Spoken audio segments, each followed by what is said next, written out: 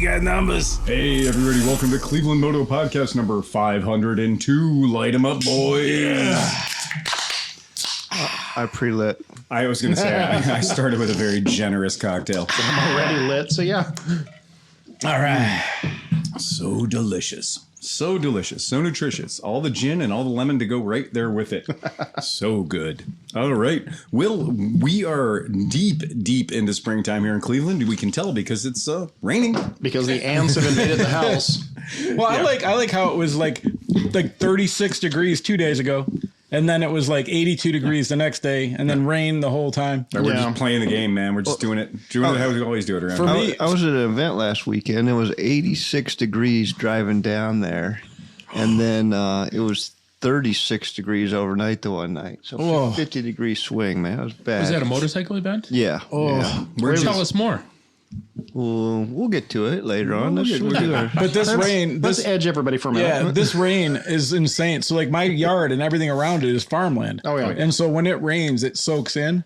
So my grass, because I can't... My mower weighs 1,200 pounds. So, like, right now, my grass is 1.5 feet tall. It's going on 2 foot in some areas, and I can't cut it because my mower will just sink into the yard. You'll never see your mower again. No. Yeah, that is kind of... Send the livestock out there. Yeah. No, believe me, my wife will be like, you know what'll cure this problem? You know, we need goats. Hey, if you do get goats, let me know, because I need them for the yard here. Okay. The crazy thing is Tom's kicking much ass in the service department, right? And we're getting these bikes worked on, and we are so shorthanded that... You know, it's funny because we're all working. We're all doing all the jobs, right? Renee's contacting customers for service, and, you know, I'm getting the service rolling. Hey, Tom's getting the services done. Sarah's rocking, too. Sarah, our apprentice, is coming in not 1 day, but 2 days a week now. She's in Fridays and Saturdays. She's kicking much ass. Could not be happier with the way it's going. It's really, we're moving along. So we're fighting this battle of, like, we have all these service bikes coming in. But we still have certain people that are reluctant to pick their bikes up because the weather's not totally reliable yet. Storage fees. Oh, yeah. Well, there's a little LT50 in the back of our shop. That's going to look real good at Mid-Ohio. It's done. So, Tom. Oh, God. We own that. We own it. Yeah. Because no matter what happens, he's not getting his bike back until he gives me $1,000. And that's giving him a deal on the storage, right? Absolutely. So if we actually counted storage the way we're supposed to count storage, he'd never own that bike ever again. It's getting dirt bike tires then. Oh, yeah. Oh, man, I'm jealous of this guy. Yeah, no kidding. Freeway's Garage? Yep. He's down at Road Atlanta. He's checking in from Road Atlanta here for the Moto America races this weekend. Heck yeah. Nice. Why are you paying attention to us? You're Road Atlanta. There you go. It's a Thursday night. It is. Well, what is it, practice still? Tomorrow will be. Yeah, tomorrow will be. Okay. He's probably loading. You know, they make it Moto America. Storage. Moto America makes it really hard not to just wardrobe yourself with their shit. Because once you buy one thing, you get emails like, would you like 9 shirts for $7? And you're like, yes, I would. And so my whole Our dealer rep from Piaggio, he was technologically impaired about a month ago because he got a virus. Oh, gosh. Okay, so he got a pretty bad virus on his phone. Somebody hijacked his shit. On his social media, on his email, the whole world. And would you know who he got hijacked by? The email that he opened that gave him the nasty bug? What? Moto America. No way. Yeah, for real. I was going to say, what, Zongshen contacted him about his warranty? I'm glad I used Max. We don't have that problem. Yeah, so that's a funny... And in the podcast tonight, to my immediate left, we have...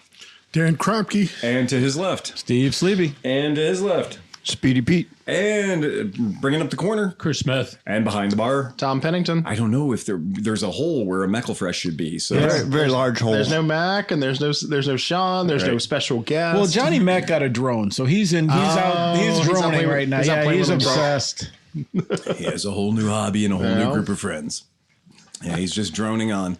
The other thing that's really kind of an eventful thing at the shop is we get. A truck shows up, a big white truck shows up in front of my shop. And because we work with Piaggio and Moto Guzzi, we never know what's going to be in the truck because they don't have a communications system because they don't know what's going to be in the truck. And you'd think like if I order a box of crayons, Scott Dennis, yay, Podcast Thursday. Hi, Misfits. Yeah. Well, we are misfits too in our very own way. Apparently, we're going to be cosplaying as them in a couple of weeks. We will, yeah. And so what's hilarious is the guy shows up in the truck, and Thrust and Justin's watching the live podcast from the racetrack. Noise, very cool. So the truck driver shows up, and I see a large white truck, and it's not stopped for the red light in front of our shop. It's actually pulled up against the curb. That's the funny part. And then that generally causes a sense of panic in the shop. Oh, yeah. Because one, you don't know when your order's going to show up. You know how many bikes you ordered, but you don't know in what order they're going to arrive. So sometimes the guy shows up in the truck and you're like, oh, look, it's a short truck. It's a straight truck. Okay, this is good. We got a short truck showing up. That means it's probably going to be a fairly light load. Hey, man, what do you got in the back of the truck for me? I got 14. Motherfucker. I remember it. I remember that when I worked for a time, we were there for a while. Yeah. I remember looking out and the truck would pull up. And the first time I was like, oh, this would be fun, you know? Right. And it was like 2 or 3 bikes. And I was like, yeah, it was fun. And we tore into them. We pulled them out. Right. And the next time one comes up and I'm like, oh, okay, look. And I'm looking out the window and the dude's like, tush, tush, tush, tush, tush, tush. Yeah. And next thing you know, your whole parking lot is boxes that need to be disassembled and things taken out of them. And it ain't easy work, man. Depending on what's in the box, it could be What's in the box? right. What's in the box? It could be 20 minutes to get the bike out of the box. Yeah. Or it could be 2.5 damn hours to get the bike out of the box. Moto Marini needs to take a page out of Guzzi's book. What was the ones that would just cut the fuck out of you? It was the buddies or kicks or maybe. Oh yeah. So the Kimcos came in metal crates that were sharper. Yes. Like the entire box was made out of swords. And they were smeared with feces. Oh, absolutely. And it's like they harvested the perfect 1-inch angle iron that was truly brilliantly sharp. Yes. Like fantastically sharp. Nothing cuts and burns like a Chinese paper cut. Yeah. And you could probably melt it down with a lighter. It's remarkable. Like even the scrappers don't want it half the time. So, but it is funny. We get to know the bikes. We get to know the bikes, the packaging material, and like the different things by what they are. But I've taken to wearing those Atlas gloves. So I wear these Atlas gloves. They're cotton gloves. They're rubber dipped, and they work great. I've handed them out to you guys at the podcast before. But for uncrating unfriendly cardboard boxes and steel boxes, those are the secret weapon because you can stick your hand into a hive of bees and get it way unscathed. Yeah. Those things are brilliant. But this is that thing where like, okay, I've got today figured out. I came into the shop 3 hours early. I cleaned up my area. I did some maintenance. I did some housekeeping. I did some stuff to get myself ready for the day. I put on a nice shirt. I got some nice looking pants on. Oh, crap. White truck. What do you got for me there, buddy? I got 11. Okay, 11. Line them up over there. My pickup tray because I got to police up all the cardboard. And then the rain starts. Got to police up all the wood. And if the wood in the cardboard gets wet, you can't cut it. So it doesn't cut anymore. It becomes like you got to tear it apart. And I can imagine with the things that you're getting now, they're not scooters. No, they're big ass fucking bikes. So like, I mean, removing this a Vespa GT 300 was like, okay, right, and hope that you don't drop it when you pull the back out. I can't imagine. And when you would get to a BV 400, it'd be call a friend. Yes. Right. Yeah. So when you get to a BV 400, it'd be call a friend. When you have a Kimco AK50, call 2 friends. Yeah. Right. Well, when you got a Moto Guzzi 1000, right. Oh. And on a lot of the bikes, to make them fit in the crate, they're partially disassembled on some of them. So that makes life a little more challenging. Sometimes the wheels are on, sometimes they're not. That makes life a little more challenging. Right. So it is a really funny thing. I have a device at the shop called the Bike Picker. You guys may have seen it, the big blue monster. And that thing is genius because you take the cardboard off the crate, take the lid off the crate, loosen all the bolts on the bike, and reach in with the Bike Picker. And it's got straps. You put straps around the handlebars or around the triple clamps, and you put straps around the grab rails by the seat. Tighten all the straps up, and then just pull down hard on the lever. And when you pull down hard on the lever, the bike lifts up 6 inches in the air. There's a stop motion video of this for the bagger. Me fighting with a front tire. Yeah, well, but it is brilliant because once you have the goddamn thing elevated, then there's a lock on it, and you can lock it and then hold that bike in suspension, just like a motor lift on a car, right? And then you can take go get coffee. Yeah. You can go get coffee. You can take all the crate apart around the bike now. So that's much safer. So I'm really glad I invested in that. It really makes the job a lot easier. That was the thing. You were running around the shop when Moto Marini showed up. Yeah. You were running around the shop like, I have the perfect thing for this. I'm going to put this thing together. This thing is amazing. I don't know why nobody's ever used it. You know, screaming and yelling. You can't find all the parts and running around. I've owned it for 8 years. And I have assembled it 3 times because for a while at my shop, every time I would assemble it to show how convenient it was, some of my staff would be like, that thing's big and it's in the way. Take it apart. I have moved it in pieces twice, not knowing what it is. And now you see it in its that it's glory. assembled, I'm like, why don't you use this all the time? Amen, brother. It's funny. That's why I bought the fucker. I know, right? Can you change tires like that too? so- Oh, absolutely. Oh, shit. You can take the whole motor out of the bike with this thing. And the funniest part is, So it's not just for dealers. It's like it's for working. K&L doesn't sell this thing anymore. It's been discontinued because every mechanic in the world has gone, oh, I'm not using that. It's fucking ridiculous. And I look at it, I'm like, you guys are dumb as shit. Yeah, that sounds like it's got my name. I'm gonna start looking. Since you need one. I do. That sounds If you good. have a motorcycle coming to your shop and he just needs a front or just needs a rear tire, you don't need to put it up on a lift anymore. No. Get yourself your little rolly stool. Oh, it's fucking brilliant. Crane the thing up, 4 tie-down straps, crane the thing up, zinc, it just goes right up. And then pop your new front tire on, and it will hold the bike in the air enough that you can do front and rear tire. How about forks? Hey, Because forks are really hard absolutely. to do on a fucking lift. Oh no, this is the perfect thing for doing forks. Yeah. Oh, you could loosen all the bolts on your fork, disconnect your plumbing, and then raise it up. Oh, Yeah. It's so fucking smart. yeah. Somewhere at K&L's warehouses, there are 100 of these buried in a corner with the cardboard is rotting around it. I think Because nobody bought these fucking things. they didn't understand it. And they didn't understand it. And the problem is, like, Phil's going to show up at the K&L warehouse with, like, I'll give you $100 for that whole rack of bullshit. Right. That's exactly right. Yeah. It's a funny thing that just works. It works so well. And it's kind of magical the way that it works. But yeah, I'm very happy. That's brilliant. With it. Yeah, it's kind of fun. The other thing that's weird is we will sometimes get a situation where we'll see a truck show up. Okay, so Scott Dennis says, just got done putting garage back together after Stormpocalypse. Whiskey and Coke from Always Sunny Wintersville. Absolutely. When the driver shows up and you ask the driver, you're like, okay, how many bikes we getting? And the driver goes, 18. And they're like, 18. All of them. And they go, hold on. They said, but I only got 5 on this truck. Oh, And yeah. And now you're like, okay, when are the other 13 going to show up? yeah. I don't know. And it's probably not in the nice sunny day when 150 people are trying to come into In the shop. today's world of logistics, the phrase "I don't know where your stuff is" seems like an impossibility horrifying. when Amazon will tell me where the box of crayons I ordered was, 2 days ago. 3 steps With 3 pictures stops showing it that it had a pleasant trip. Yeah. And meanwhile, I stopped off for coffee. And I got $250,000 worth of motorcycles, and they have no idea where the fuck they are. Right. Yeah. It's vexing. well, that's you told me after the last shipment that the truck was in Chicago a couple of days ago, then it went to Wisconsin. Our friends at Scooterville. We're like, we should get here any day now. And then it was like another week before the 310 showed up. Does not matter. And the 300 still filter in.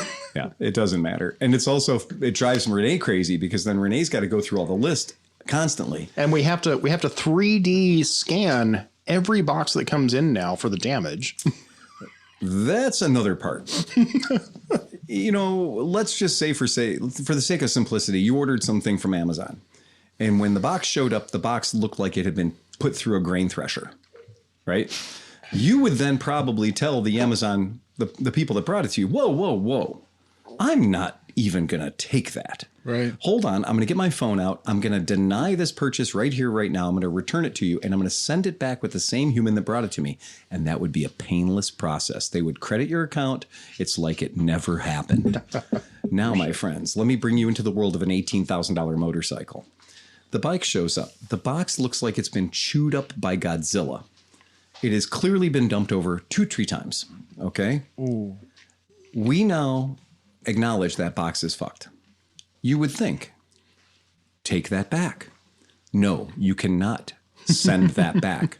Sending it back is an automatic admission of guilt and a $500 return shipping fee on my part. Yeah, that's the way it works, guys. Welcome to the awesome world of being a motorcycle dealer. You have to take it in its condition because the facility that they used to return these items to, when damaged in transits, that facility doesn't exist anymore. They closed it. So if you return it, it's going to go all the way back to the logistics center in Texas. And the logistics center is exactly that. It's a warehouse full of boxes from 96 different companies. They don't want a broken box full of motorcycle there in Texas. So they're punishing the dealer to the point where you would never return a crate. Instead, though, they will take you through, no kidding, it's a 2-page process of photographing the box as it is, photographing the barcode on the side of the box as it is, photographing the driver and the truck that delivered it, and signing off on the manifest for the driver that this box was damaged in such a fashion, in such a way. You must open the crate within 24 hours. So that sucks if you're a motorcycle company like Triumph down the street, who has their bikes built for them off-site by another company, by an assembling company. Yeah. So they've got 24 hours to make the claim. So we got 24 hours to get the vehicle out of the damaged crate, to get the vehicle up to the point where it can be photographed. Photograph the entire damage to the vehicle and the VIN on the vehicle, write a report, send that report in all within 24 hours. Now that becomes really goddamn difficult when you get a delivery at 5:06 p.m. on Friday. Yeah, no shit. Really tough Is to it do. business hours or like just hours? It's whatever they can do to deny your claim. Correct. Oh, so it's in your best interest, even on a Friday, to get that motherfucker on Saturday. This is why the first time one of these happened, that the bike was totaled, I had to break out the oxyacetylene. Right. Then what they're going to tell you is, we've given it 3 weeks of thought. Oh, by the way, it's on your floor plan. You paid for it already. We've given this 3 weeks of thought, and we've decided that we're going to total this bike out. Well, that's very nice of you. What do we do to total the bike out? Well, here comes another 3-page document. Right. Telling you what blade to use, where to cut it, how to cut it, how many pieces it needs to be in, and what photographs to take once you've disemboweled it and it's laying on your shop floor, and then a picture of it in a dumpster. And they dictate what color the Cybertruck has to be. So as you can see, life ain't all wine and roses necessarily for the dealer when a box comes in damaged. Also, you can find out things are damaged a little bit late in the game. So you might have a vehicle that has undisclosed damage or not visible damage. You may get a vehicle that you get out and everything looks fine, the crate looks fine, but somebody at the warehouse committed the vile sin of stacking. So every motorcycle crate says, do not stack. But guys in warehouses stack. That's how they double their volume. If they could read, they probably wouldn't. They're forklift certified. Exactly. So we see these vehicles that we get the bike in and we get it out of crate, we move it around, and then later on, 3-4 days later, when we're trying to put the mirrors on, we realize that everything on the handlebars is broken underneath the plastic. We discover that the forks are bent. We couldn't see that until we tried to put it together and put it on the road. Wow. So now you have to fight them because your claim is coming in more than 24 hours later. Again, any of you guys want to open a motorcycle shop? Come and talk to me first. I'll get you squared away as I possibly can. As I found out today, since everybody says, owning a motorcycle dealership is easy. Right. The big four dealer, okay, so it's Kawasaki, Yamaha, Suzuki, Honda, New Orleans Power Sports, or whatever it's known as now, I have no idea what it was, is closed. Right. They're done. So that's a major market in America that no longer has Honda, Yamaha, Suzuki, Kawasaki. Right. And how far do you have to go if you're in that market to go buy a Honda, Yamaha, At least Kawasaki? an hour and a half either way to Gulfport or Baton Rouge. Right, for the warranty work on your Exactly. bike. Right, exactly. And that's a real big problem in the industry right now is they're losing dealers in critical areas. Oh. Go ahead, Chris. So when you say that you have to cut up the bike and put it in a dumpster, so there's some man hours there that you have to go through. So do you get compensated? Okay. We do. All right. We get compensated. If you do it by the book, if you do it the way they want you to do it, exactly the way they want you to do it, you're probably going to lose a couple of bucks. So you cheat. You take, shortcuts. But the offset is I now have a complete 3-valve 150 motor Right. And in that's the back of the shop. And don't let Tom fool you. He's absolutely right. You get to the victor belong the spoils. Yeah. They are so adamant that you are not going to mail anything back to them that they don't want you to mail back if the motor's intact and the motor hasn't been destroyed. Tires, anyway. wheels, shocks, yeah, absolutely. Because grips, I put dash, you have all the parts. They want you to fuck the frame so exactly. that that VIN will never see a title. That's exactly right. Okay. That's exactly right. Yeah. So they're giving you a little bit of money in the form of some compensation for your technician's hours, but they are saying like that motor never existed. That speedometer, and those speedometers can be $1,200, $1,800. Well, we had a guy, ABS sensor. we had a guy a couple of weeks ago, and Phil sold one of the. It wasn't a Bieber, it was a black, wasn't it? That Sprint. Yeah. And the guy was like, I don't like those wheels. I want silver wheels and not the black wheels. Mm-hmm. And Phil was like, you know what? I've got you. And sure enough, I took the silver wheels and swapped them onto this brand new bike, and everybody was happy. Something I normally would not have done, which would entertain a guy who's like, well, I just don't like the black wheels. I need to be special, right? My mom said I was special when I was a kid, so I'm still special. And the teacher said I was special, so I'm still special. And normally I wouldn't have done that. But when his brain said that what he wanted were silver wheels off a 23, I thought we've got this, a cut apart Mickey Mouse bike. And the worst part was literally taking the stickers off the wheels, which is, even in my head was like, I don't like taking these stickers off. It's just a tough thing. It puts you in a position because like all these things, like we impart these motorcycles with a certain value beyond their dollars. We're like, oh, it's a perfectly good bike. Yeah. And in the case of the last one we had to cut up, I literally told my distributor, I said, here's the thing. I know what this bike needs have done to make it be whole and safe and totally okay, and I'd buy it and anybody else would buy it. There's a weld on the bike that was broken. A weld on the bike that was shattered and broken due to the bike being stacked in the crates.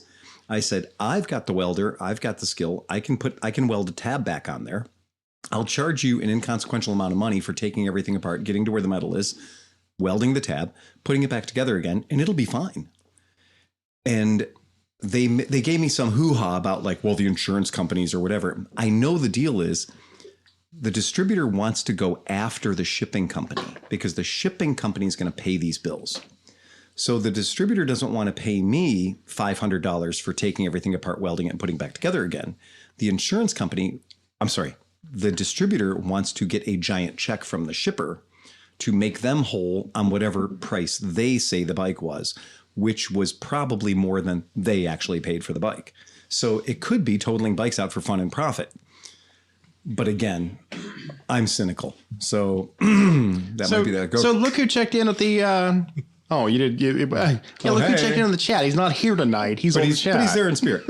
So Chris, you'd bring up a question. So since you're got takeoff parts from these bikes, I mean, how difficult is it for you to inventory all these different pieces, parts for all these different bikes, and to kind of know where they are? I mean, you got a whole system set up that we do. Every shop has a way to do it. Some shops use it a different way than we do. Some shops will put a sticker on it with a barcode. Some shops will just go, "That's in that box." Hey, if you open up the purple box over there, there's going to be all the takeoff parts for a particular color Vespa, right? And then we know that in that box are all the parts for a particular colored Vespa. And, we're not the kind of shop where we're taking and we're barcoding every wire harness. We're not barcoding everything, but we know anecdotally between the three of us, hey, look, when we get a bike that comes in the bad wiring harness, this is going to save us a 3-week turnaround time getting a new wiring harness. And like that scooter that you just had happen, right, with the plastics. Yeah. So you see a bike come in, same color, same bike, but now it has a scratch. Right. Now you don't have to fucking do any of that because you can just pop that other plastic on, right? And as far as inventory, hey, Phil, how long did it take me to find your key maker the other day? Right. Yeah, that's pretty great. Once you work for the shop for a certain number of times. If it's in my head, I know where it is. Once you work for the shop for so long, we share a hive mind. And so the hive mind is all about like, okay, you stand in the middle of the room and you say, does anyone know where my Curtis key cutting machine that was donated to the shop by Kurt Cousineau? It's a blue metal box. It's disturbingly heavy for its size. And Tom goes, I tripped over that recently. And Tom materializes it. But between the three of us, one of us has tripped over it recently. Yeah. Or one of us has stubbed their toe on something recently and said, God damn it. Why do we even have Bajaj headsets? Why do we even have this thing? Why do we even have this thing? Where did I put the O-rings or the rubber bushings for the Globe sidecar? Oh, wait, it took us a week to find them in the glove box. Answer? where would the smarter version Wherever of the me smarter put version it? of me put it. Right. And if And you're ever then- looking for anything, always ask, where would the smarter version of me have put it? And then you found the other set in the Escargot that you accidentally sold. It's been in the back of that car for 7 years. Yeah, in the warehouse. In the warehouse. In the warehouse. I'm pulling all this shit out of the car I'm selling, out of the back of the car I'm selling, and I'm pulling it out and I open a box and I was like, Jesus Christ, look at all the suspension components here for a sidecar. Like, that's He's where like, that box he's went. like, I know I've ordered 2 sets of these, and I hid one for myself, which was weird as hell. And then absolutely true. Yeah. Okay. Well, we're going to get into actual topic information now because stuff that we did say we were going to talk about. So there has been a rash. And I mean, at the shop, I use the word rash very carefully. Because we have to have a cream for that. Right. Exactly. Sometimes a rash, well, it's just an abrasion. It'll go away. But other times a rash is a problem. And there's another reason for it. So what we're talking about here, folks, is we're talking about neglected maintenance. We're talking about things that your owner's manual says you're supposed to do, but who reads that cocksucker anyway?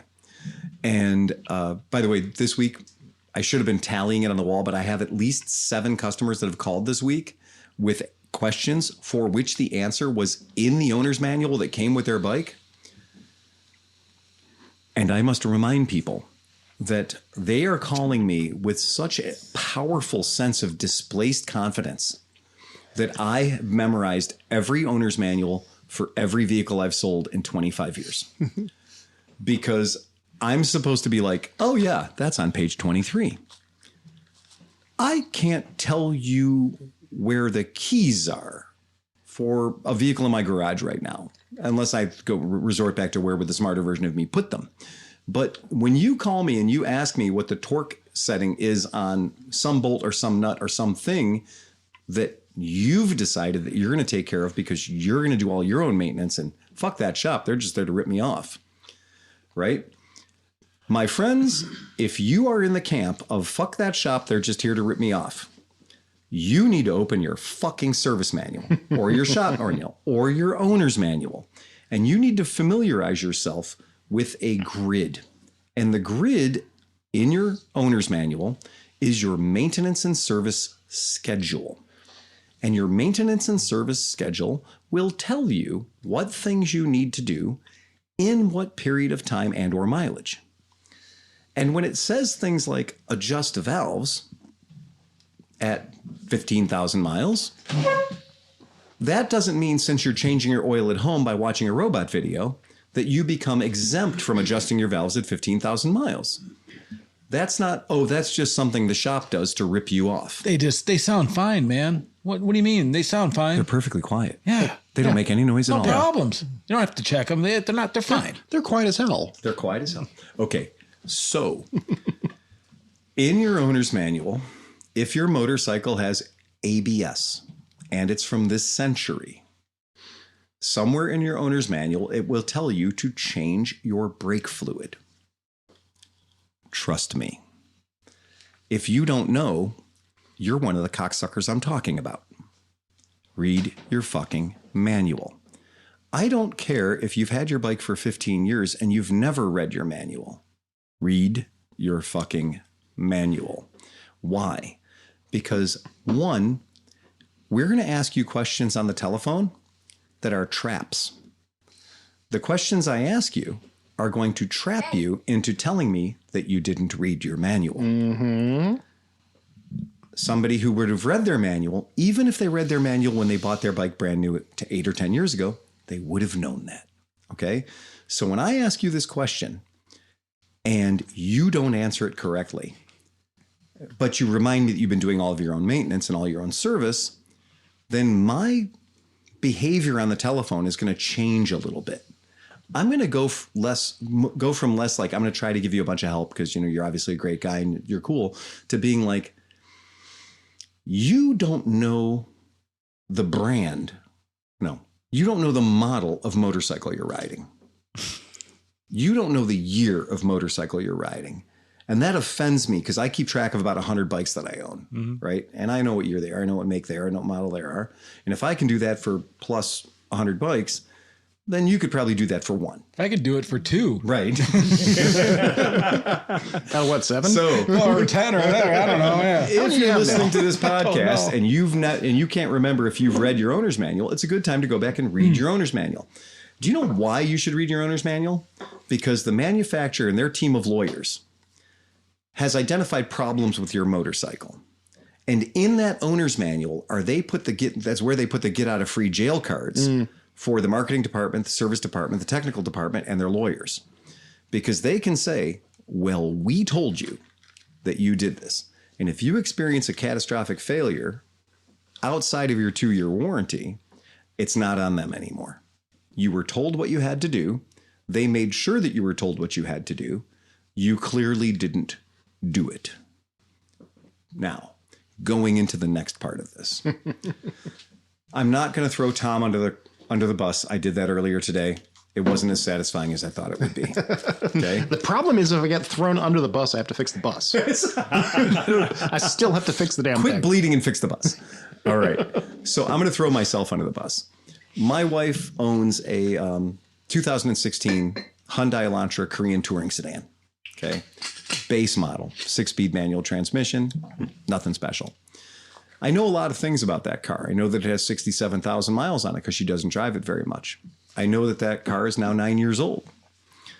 I know that we've done very good religious maintenance on the oil changes, at least every 4,000 miles.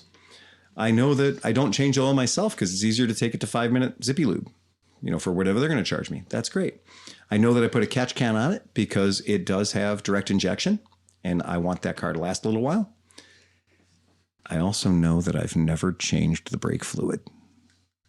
I have never changed the brake fluid in that car. It's 9 years old. I know that for a fact. I know the day I bought the car. I know it had never been changed prior to that, lightly used. I know I've never changed it since then. I also know that upon checking the owner's manual in the 2015 BMW R9T and checking the owner's manual in the 2023 R9T, checking the owner's manual in the 2025 or 2024 GSXS 1000, checking the manual in a brand new Moto Guzzi, and checking the manual that I have hanging around from a 1996 BMW R1100 RTP, that all of these manuals have in common the reminder in the service schedule that I am supposed to change that brake fluid every 2 years. Every 770 days or whatever the fuck it is, right? 730 days. So every 730 days, I'm supposed to change the brake fluid in those vehicles. That seems aggressive. I mean, changing the brake fluid? Who's ever heard of such thing? Brake fluid in I just admitted to you guys that in my 9-year-old car, the brake fluid is still in there and it's still functioning correctly. I'll do you one better. The brake fluid in my 2008 F-150 is still stopping the car just fine. Just the old system. What can go wrong? What could possibly go wrong? Well, right. That's a very, very good thing. So this is the common thinking. This is the common scene. Absolutely. So we have had a rash of vehicles and calls coming into our shop that are in excess of 6 years old that have brake systems that are not functioning. Now, I'm not saying they're inefficient. I'm not saying that they make weird noises. I'm saying that they don't fucking work. Describe the brakes on what was it, a 2009 or 2008? No, I think it was a 27. No, I think it was. I'm sorry. No, you're right. It's newer. It was a 17, I thought. 2017. So it was a 2017 GTS 300. Mm-hmm. It was one of the Chinese builds. It was the early dash. So it was still a little early. I'm going to help you guys. Tom lied. It's not a Chinese build. I've been to the factory. Oh. It's not a Chinese build. It is built with certain Chinese components. It's got the less advanced dash. That's the best way to say it. It's built with certain Chinese components. The bike is not built in China. Tom likes to embellish a little bit on that kind of shit. So I'm going to clarify that Vespa, your Vespa. So before you fucking write us a nastily worded letter about Tom's full of shit, that bike's not made in China. And you're probably going to be my Vespa rep when you call me and tell me that. Also true. Because they probably don't want to have their company's representative talking about their bikes being made in China. So I'm going to clarify that just because I like being a dealer and I don't want to lose it because of Tom. So 2017 Vespa GTS 300. Right. Early build. Yep. The front brake lever was completely locked. Like you welded it. Correct. was- I could not pull it. Unmovable. Yeah. And that was me. I literally took a ratchet strap and tried to pull it. It would not pull. Wouldn't move. So that's one. A few months ago, we had a customer bring a bike in, and their bike had the weirdest behavior I'd ever seen from a brake in my goddamn life. That you could pull the brake one time. So the brake would work one time. And it would work well. That was the rear brake one, right? It would work well. Yeah. One time. And then the next time you went to pull it, it would be locked up like Stuttgart. Oh, it wasn't the full stop one. Yeah. Right. So it was hilarious that now we've seen two different symptoms. Yeah. Same problem. Okay. Now I'm going to pass around so that everyone can see it. Show and tell. Don't worry. Don't worry. It's not leaking. Okay. No, I sealed it up and cleaned it pretty good, actually. It's not your wiener, right? Yeah. His wiener, that's the later show. It's not leaking. Is that son. virus? Pass it around. That's the top tier Patreon. But it is a chinchilla. So there you go. Is that virus and that rash we were talking about earlier? So this is an ABS controller. Oh, yeah. And you can tell how many channels are involved in the ABS controller based on how many holes are in it. Yeah. Okay. So that's the poor man's way to know how many channels are available for that particular component to work. There is an in, there is an out. So you take the number of holes and you cut them in half, right? And that's the number of channels it can operate on.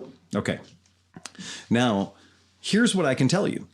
There are no user serviceable parts inside. Oh, absolutely not. Okay. At all. There are no user serviceable parts inside. Now, whatever kind of motorcycle you're riding, they all kind of look like that. And this is a Continental unit. It's kind of the more common unit, especially for Italian makers like Moto Guzzi. You said uses the same one in the V7. Guzzi uses it on 20 different bikes. Yeah, exactly. Let me rephrase that. Between Aprilia, Guzzi, and Piaggio, yeah, this is going to be the most common 20 unit. plus different bikes, So, right? And Continental's a huge company. Continental's a massive, massive company when it comes to braking systems, components, and stuff like Here, that. hold it up to the camera. Okay. Oh yeah, absolutely. Yeah, there you go. Right in front of you. There you go. See, that's what we're talking about. That is the unit. The For people listening, it's about 6 inches by 4 inches with a big. It's heavy. Yeah, it's like 10 pounds. The black thing looks like an oil cap. It's going to be the motor. This is the motor. The silver is going to be the block with the valves in plenum. it. The plenum. Right. Is that what This it's is the called? block and the valves. Okay. So that's and the then block that's and the the computer valves. interface on the other side. And that's the computer over here. Okay. Now, interesting thing about these, they're free. Broken they are. Hold on. Oh. They're free in your first warranty period of ownership of the vehicle. I can tell you companies that have had minor issues. I can tell you the names of guys that ride BMWs that have had these replaced on their very expensive BMWs for free because the problems appeared within the warranty period of their vehicle. Now, I got a question for you. If you were buying a motorcycle brand new and your motorcycle you're buying brand new had a 2 or a 3-year warranty on it, and you happen to find out accidentally or the hard way that this piece of shit right here costs $1,800, would you be inclined to get an extended warranty?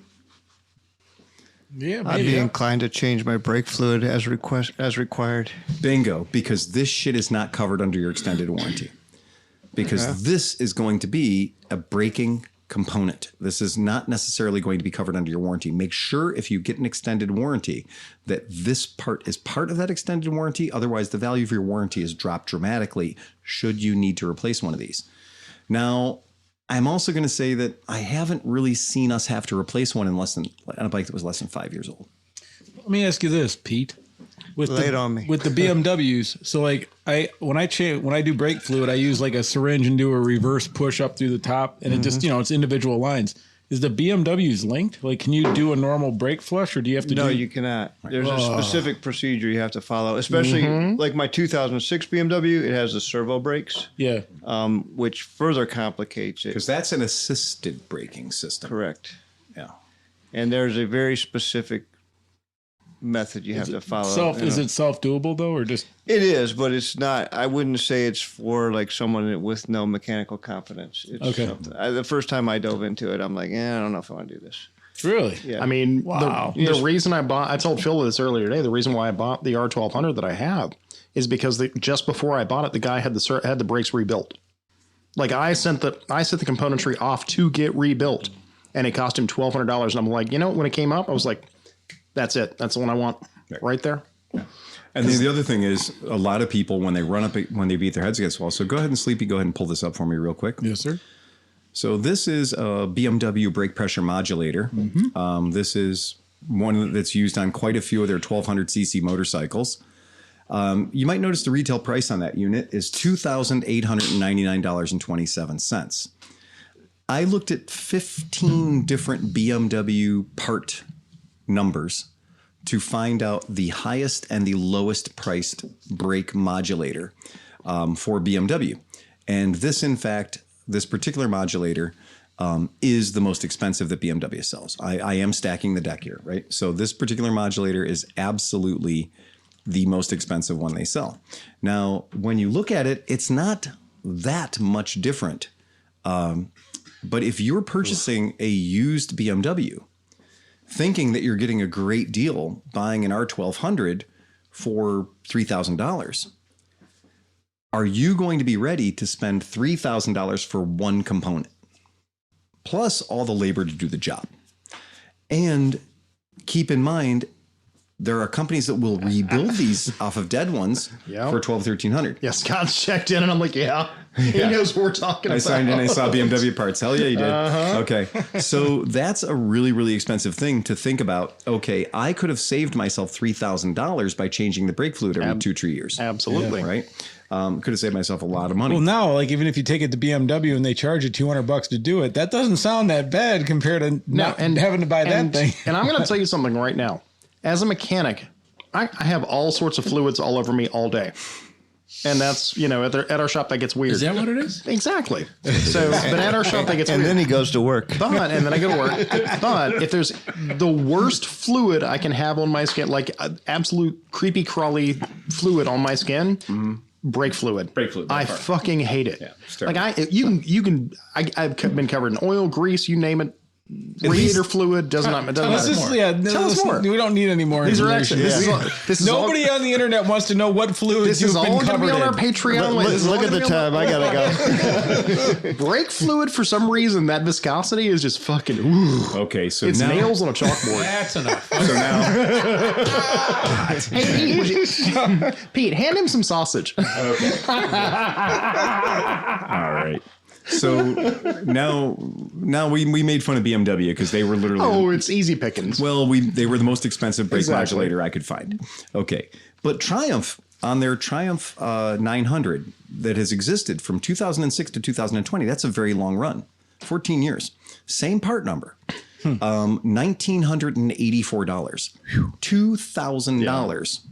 For their version of that. And these are bikes that you're buying for $7,000 now, No, right? these are bikes that if you're buying a 2006 Tiger. 2006. We sold a 2006 Tiger at our shop. Oh, yeah. For $4,000. Yeah, I thought you said 16. I'm sorry. Oh, yeah. So you're buying a $2,000 brake controller for a $2,000 bike. Bingo. Absolutely. Okay. But yeah, that makes it the even more worse. expensive brake controller is the one that you can't get. So let's just say you got a 2006 BMW. Mm-hmm. You need the controller modulator. And you can't get it. Now you got a 2006 BMW paperweight because you can't fix it. Or you had like the K1200 GT that we had. We had a K1200 GT that showed up with an ABS warning light on it. And those have a dual channel system. They have two warning lights on them. So there's two, there's a front warning light and there's a back one. Thrust and Justin, save the rest for the OnlyFans episode. Absolutely right on, Thrust and Justin. Okay, right. So we're going to talk about that K1200 GT that showed up. When it showed up, it had not one but both ABS channel faults. Yeah. And I have a BMW 911 tool hiding around the shop somewhere, and I jumped it on the bike real quick because I was like, okay, is this just they flash AB until they get to going 5 miles an hour and until they shut they off. sync, right, until they sync up. Flash. And I was like, okay, that could be other things. Could be a wheel speed sensor. Could be all these other things. But because the bike is 12 years old, then I'm like, no, it was fucked. Yeah. The ABS controller was in fact shit. So I had to make a decision. do I try to find one? And that K1200 GT is a really hard one to find the ABS controller for. Very hard to find that part. And I found an ABS bypass kit. Mm-hmm. Yep. So I found the bypass kit, and the bypass kit, by the time I was all done buying the fittings and the different hoses I needed to go roundy round, to do that, I was about $900 in. Okay. Well, $900 in was better than $2,000 plus for a part I couldn't get anyway. But now I had a K1200 GT, which is the hand of God going down the freeway at 186 miles an hour, but it didn't have ABS brakes anymore. Johnny Mac, checking in. Johnny Mac. There's Johnny Mac.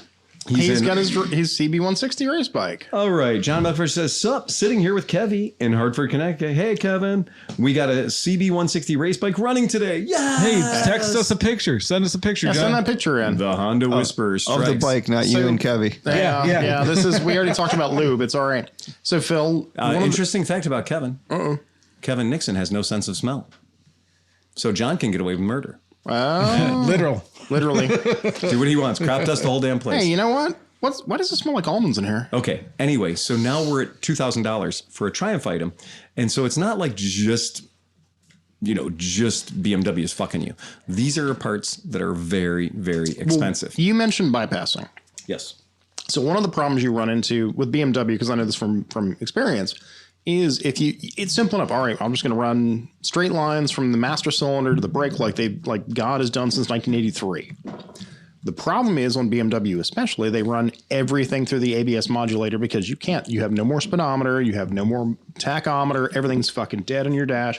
Because someone went, you know what we should do? Run everything through the ABS. And here we are. But that's because the tone wheels record everything through the sensors. Right. It's also Speedo. Yeah. So when I did that K1200, I was shocked at the amount of destructive things I had to do to that motorcycle. Yeah. The number of things that I didn't think would be involved with the ABS controller, but they are involved with the computer of the motorcycle. So having that. There's I'm just posting. I get it. Okay. I don't know what Justin and Johnny Mac are doing, but don't send photos. There you go. Are we going to talk about what causes the modulator to go bad? Why when you don't change the fluid? We're going to talk about that next. Okay. So we're going to talk about that next. Now, I'm going to take this situation that is already bad. We've already admitted this cost $1,800. And when I was passing it around, what nobody said was the first thing that Tom said is that I've never held one of these in my hands that didn't say made in China on it. Oh, yeah. Including I did check the BMW ones. Mm-hmm.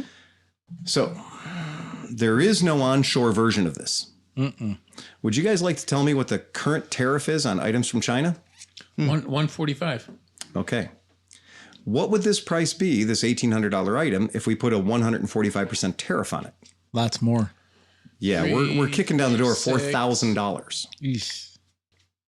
1,800 times 1,800 plus 1,800 is 3,600. 36. Plus an extra 40%. So now we're looking at about $4,600. Yeah. So we're about $4,600 for this box. Now are you going to clean your fucking brake fluid? Okay. Good point. Because I couldn't find one. Brake fluid's cheap. I couldn't find one that wasn't made in China. Okay, what goes wrong? So fortunately, the Harley-Davidson forums, if you're going to find a human being on this planet that is brave enough to tear apart their ABS controller and say, I can fix it, I can fix anything. I've got a claw hammer and a straight edge screwdriver. My friend, that would be the Harley-Davidson community. Even though their ABS controller only costs $600. So they have the cheapest ABS controller available to them as a motorcycling community, depending on what bike you're riding. And they're still going to tear the cocksucker apart.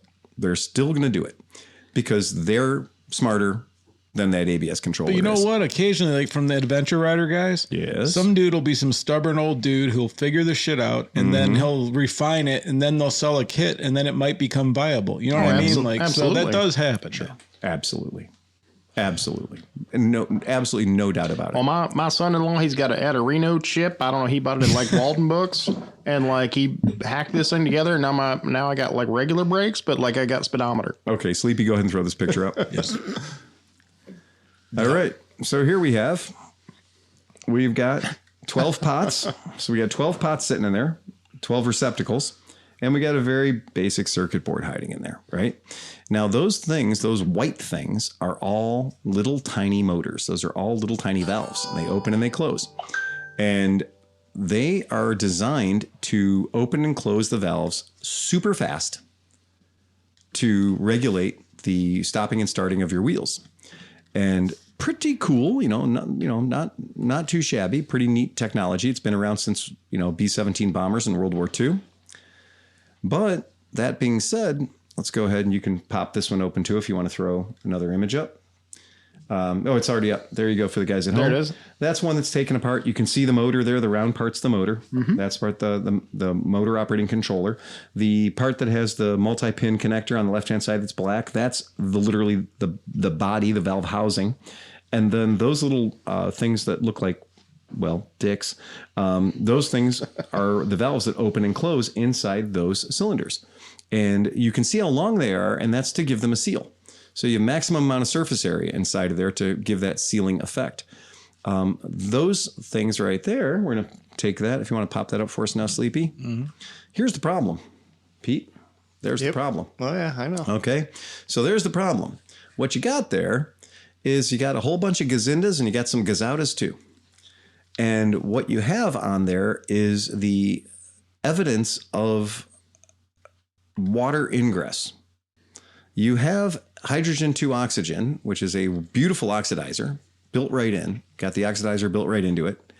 And as you can see, the rest of those parts are really nice, polished chrome, designed to be movie, slippy, in and outy. But what's happened is due to that moisture, that water being in the brake fluid and infiltrating the brake fluid, you can not only see that the clean ones, at the base of the bottom of the clean ones, there's a nice resin, if you will, of corrosion. But then on a bunch of them, they are literally scored to the point where they have rings on them. They look like they got O-rings almost. They look like they got circlips on them. Yeah. And they've got a ton of corrosion up there. Now, you don't have to be God's gift to motorcycling to know that those particular items are not going to move up and down in their cylinders very easily. No, they're not. They're going to stop. They're going to stick. And the ones that are in the open position are going to stay in the open position, and the ones that are in the closed position are going to stay in the closed position too. This is what happens. And once this is done, you can't undo it. There is no restorative measure that you can buy in the form of a bottle of Stable. There is no mystery oil, Marvel mystery oil that you can dump in your master cylinder and say, look, my brakes were sticking or my ABS wasn't working. I poured in a $9 bottle of shit and now they're magical again. Now they work. And brake fluid will draw moisture out of the air just like ethanol. The term is hygroscopic. That's it. We use it all the time. And I've seen like ET4s, the 2001 ET4s were the worst. No, they weren't the worst. No. They were bad. No, what I'm saying is when you open up the master cylinder, when they go back, finally I have to change the brake fluid or change the master cylinder usually, when you pop the top off and it's all corroded, it's mud. It is all mud. I'm going to promise you that that's been your experience. Oh, yeah. Well, I live in a 100% environment. I have taken apart single puck Honda front brakes from 1972, 73 on the CB350s and everything else, where the puck, only one of those pucks moves. The other one's just stationary. Right. It's fixed. And I have had those things where you could not beat them apart, cut them apart, drill them and pull them out. They were one solid piece because they had been on there so long, because so much moisture and so much water and so much oxidation. The magnesium and aluminum, the magnesium and water had interacted. Non-homogeneous metals. Yeah, so we have non-homogeneous metals right next to us promoting the galvanic response, and that causes those items to change their shape one into the other so that that which they have joined, let no man separate. Thanks for tuning into Science Facts. You are just super fucked at that point, right? That's what happens. And when this guy pried this particular one apart in all of its majesty, that probably took some doing. Did he have any other pictures beside that one? Well, there's that one, and there's the part it goes into. That's the part it goes into. Oh, okay. Right? So this shows you the valves that openy, closey, openy, closey, openy, closey. And this shows you the part where the fluid goes past them. So when those when those devices catch electricity, I'm trying to think of the most easy way to describe it, is when you put electricity into those devices, they allow that post to move. It's like a solenoid. It's a solenoid. Well, it's a magnet. Yeah. Well, it's a ring of Because basically wires. it's a magnetic. And when they're energized, it allows that post to move. Yeah. That's what causes the pulsing. And you have the brake pressure there. You've provided the brake pressure, or that pump device has provided the brake pressure. One of the two. So you've either provided the brake pressure on simple systems, or you've got a pump device right here that builds the pressure and holds it up. Then we energize that coil. And when we energize that coil, then that shaft in the middle of the coil can move freely. And when you see this kind of corrosion on there, they obviously can't move freely anymore. So a couple of things. First thing is, I got ABS on my brakes, but I'm the world's greatest rider and I've never used them. That's right. You've never moved those shafts. Congratulations. It's not good either. You have never moved those shafts. Okay, that's going to be the other part of why you should do the maintenance. The reason you should do the maintenance is because you're not out there using your ABS every day. If you were out there as a British dispatch driver driving around in the rain and the bad weather all the time, you'd be using your ABS systems every fucking day. And these things would be moving up and down constantly, cleaning themselves off and passing the small particles down your brake hoses into your master cylinder, where they would accumulate either in the caliper, which is down, or the master cylinder, which is up. Bubbles tend to go up, garbage tends to go down. So when we pull a caliper apart, what do we find in the caliper? Garbage, right? Garbage, junk, pieces, parts, rust, corrosion, oxide, whatever. This is why we get into the brake cleansing, or the replacement of the brake cylinder, renewing the brakes, renewing the master cylinder, renewing the fluid that's in it. Let's add one more thing to the equation, too. At a certain age, your brake lines themselves start to delaminate the inner lining, and you get little pieces of rubber, and then that gets gummed up either in these passages or it pollutes the brake fluid. Right. Okay. So what we're going to do about it? So what we're going to do about it is, first things first, do not come home from the store with 1 pint of brake fluid. My friend, you will need much more than that. The other thing that everybody in the world strongly recommends is flushing the system. Not just draining the brake fluid out or brake oil out. What's the difference between .4 and .5? .5 is full silicone. Okay, .5 is full silicone. It won't take the paint off your vehicle or anything else. The downside with that is it's .4 may be actually better for the process and for not leaching as much water out of the air. I've never seen a high performance machine not have .4. Well, .4 is where we are now. Yeah. That's where we are as a system. .3 and .4 are compatible. .5 is not. Right. Harley Davidson, for the longest time, is exclusively .5. Just read it. It's on the top of your master cylinder. You don't have to be a genius. If it says .5, use .5. Don't think about it.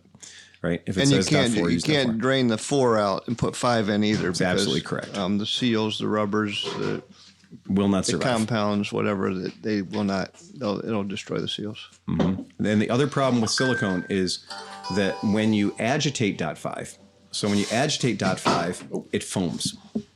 And one of the reasons that you have an ABS control in your one of the problems with having a ABS control in your bike that's designed for .4 is in the operation of the valves. In the operation of the valves, it can agitate the fluid, and that agitation of the fluid in .5 will create foam.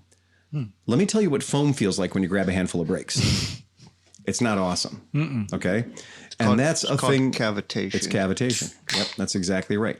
And so that idea behind silicone not absorbing the water, everybody's like, oh, we're going to put .5 in everything because it doesn't absorb water. It doesn't absorb water. Yeah, but water still exists in your system. .5 doesn't absorb it. But when your system is functioning, it can cause cavitation, and it can cause the foaming of the silicone fluid, the .5 fluid, which will cause your brakes to go away at the worst possible fucking moment. And that would be when that pump is pumping. Go ahead.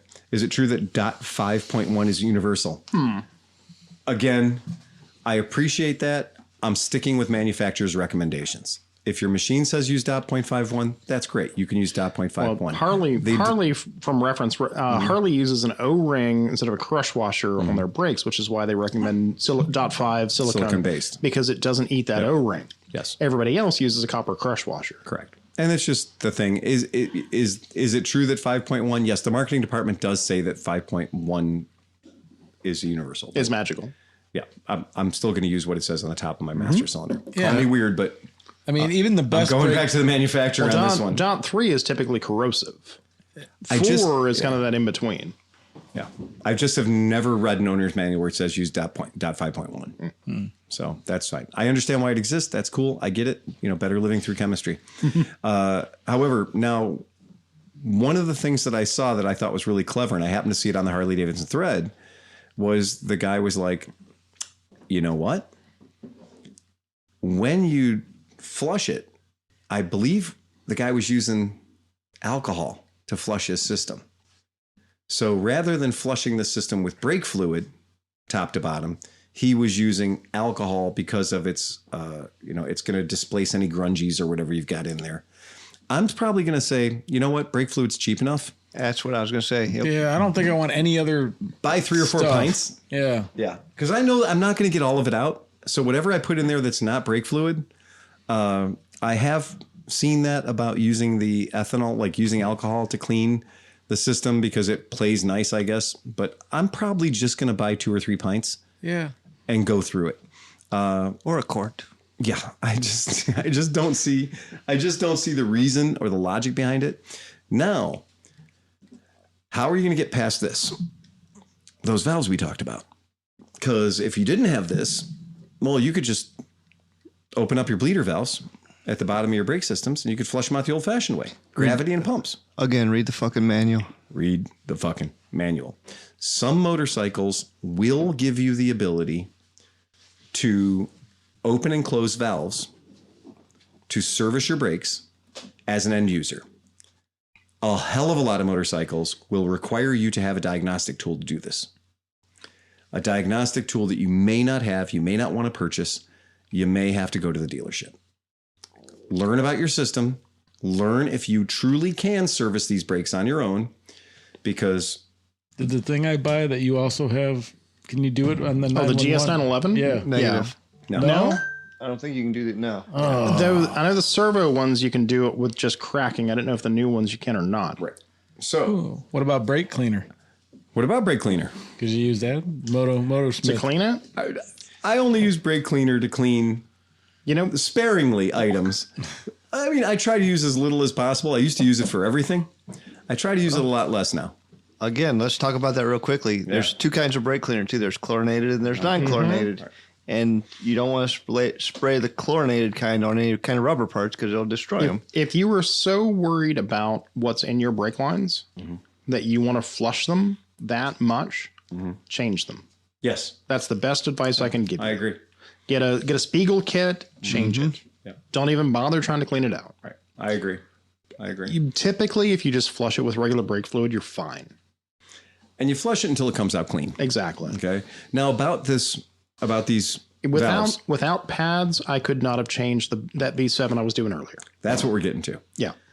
I can tell you that on Aprilia motorcycles, I can tell you on Moto Guzzi motorcycles, I can tell you on BMW motorcycles, at least a bunch of them that I've worked on.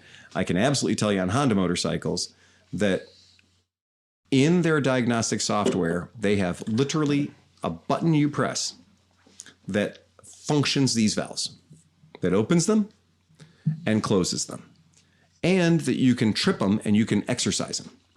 And you can literally function them. It's a 1 minute cycle. Like you have to sit there and hold the brake pad and brake lever, and it will go in and out and in and out, and then it will hold, and it will be the hardest thing you ever have to pull in your life. Yep. And then it will give up and pull and spread and sound like the world's ending. You may not be able to clean this. You may not be able to flush fluid through this system on many, many motorcycles if you do not have some proprietary subscription-based software that is designed to work with your motorcycle. Make sure you are fully educated on that through the use of either knowledge of the forum, knowledge of the bike itself that you're working on.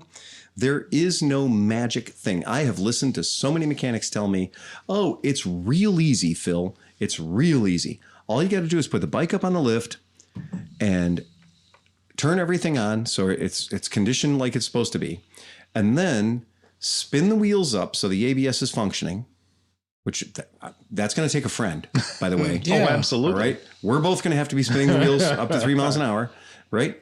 And then stop one of the wheels. So if you stop one of the wheels, the bike fools itself into thinking that it's having an ABS incident and it's going to pulse the valve. Okay. And I'm sorry, with the other guy, what I'm going to do is the other guy's cracking the valve right now. So what's he doing?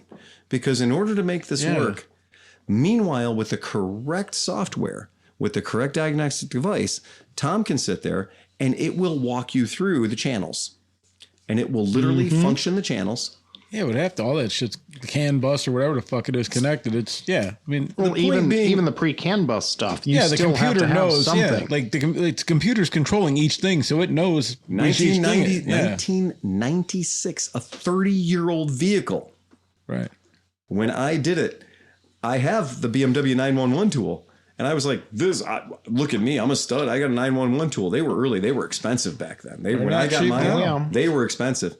And I realized very quickly it did me no good when it came time to try to chase bubbles and air and problems out of that ABS controller. And I was to the point where I had the plug undone. I had the connector taken off and I was putting voltage to pin 13 and pin 28 to try and send literally to pump the sensor. To pump the valve. Cracking the lines and bleeding the lines at the with the tank off and everything. Oh god. So what I'm telling you is nobody wants to go through that level. And what I'm also telling you is there's bad news, boys. And the bad news is you may in fact have to take it to your dealer. Here's more bad news. Yeah. A lot of dealers won't work on bikes more than 10 years old. Also true.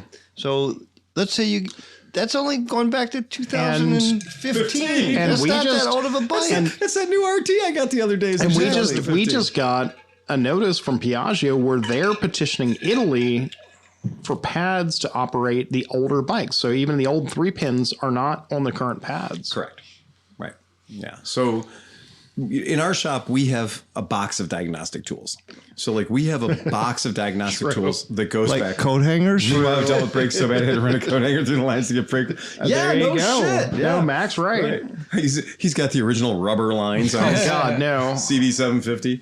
And yeah, you have to pass a coat hanger through them. Absolutely. But like old original ABSs from 96. Yeah. Good luck. Hey, Steve Riddell says his motor scan app will operate the motor and different channels, at least See, on that's the good knowledge right there. Yes, That's good to know. Yeah. So we have one of those tools. I do not think it'll work on the 15s and newer, but I do believe. So I did buy a tool so I could do the R11 the RT. And I bought a tool and it's in the box of tools. Like we have a drawer full of these things. And it's hilarious when you go generationally in my shop and you like the old Texa and the Pro Scans and all the different devices we have that are hiding there that are for bikes that if somebody brought that bike into my shop, I'd be like, wow, you still got one of these? Well, that's the whole thing. 98 1100 that I needed to buy a tool for so I could work on a fuel injected 1998 1100, you know? Well, the whole thing since I've been there has been an archaeological dig of the past 30 years of motorcycles and scooters. It's ridiculous. I just bought another diagnostic tool the other day. I haven't even shown it to you yet. There's a part I was going through a bunch of the shit for my race bikes and stuff. And just all these bikes have been coming and going for the last few years, right? I had this box of like electronics and I finally decided to go through it. And like, my heart kind of hurt because like 20 years ago, be like, man, I'd really like to get a power commander, but they're like $500 and I can't afford it. And right now in a box, just from all these fucking bikes, I have like 15 power commanders. Because like technology's moved on from them. They're just like, you can give them away now and nobody cares. It's crazy how that shit changes, man. Yeah, it is. I mean, it has changed so much so fast. When we were at the AIM Expo, we're walking around, there were at least 20 booths there selling motorcycle diagnostic tools. And they all had it. I mean, they literally had everything covered. Hearing that his Motoscan will pump the valves is that's pretty actually awesome. good to know because if we're not working on anything that age that we're going to, well, right now we're not out of our envelope. Right. But that's good to know. And a Motoscan, you can get a Motoscan for as little, like below $700 for the full Monty. I've pulled a little list up here if you want to look, and then they have, they have different versions of it if you want to take a look at the Motoscan. And the GS 911 has gone to a subscription base. It is. So you can buy it. It costs you like $100 a year now if you want the unlimited. You used to be able to buy it once, and you had it. Right. Yeah. I think up until a little while ago, I actually still had the GS911 app on my phone, and when I finally deleted it because I needed space, I went, that's sad. And you know what sucks is like you can't even tell them like, hey, our riding season's only 6 fucking months. So can you like not have charged me for all winter while my bike is just sitting there? Well, I just think it's funny the idea of subscription based toolbox items. Yeah. So like we're very used to it at the shop with, every year we get pinged $1,000 for this diagnostic system. We get pinged $1,000 for that diagnostic system.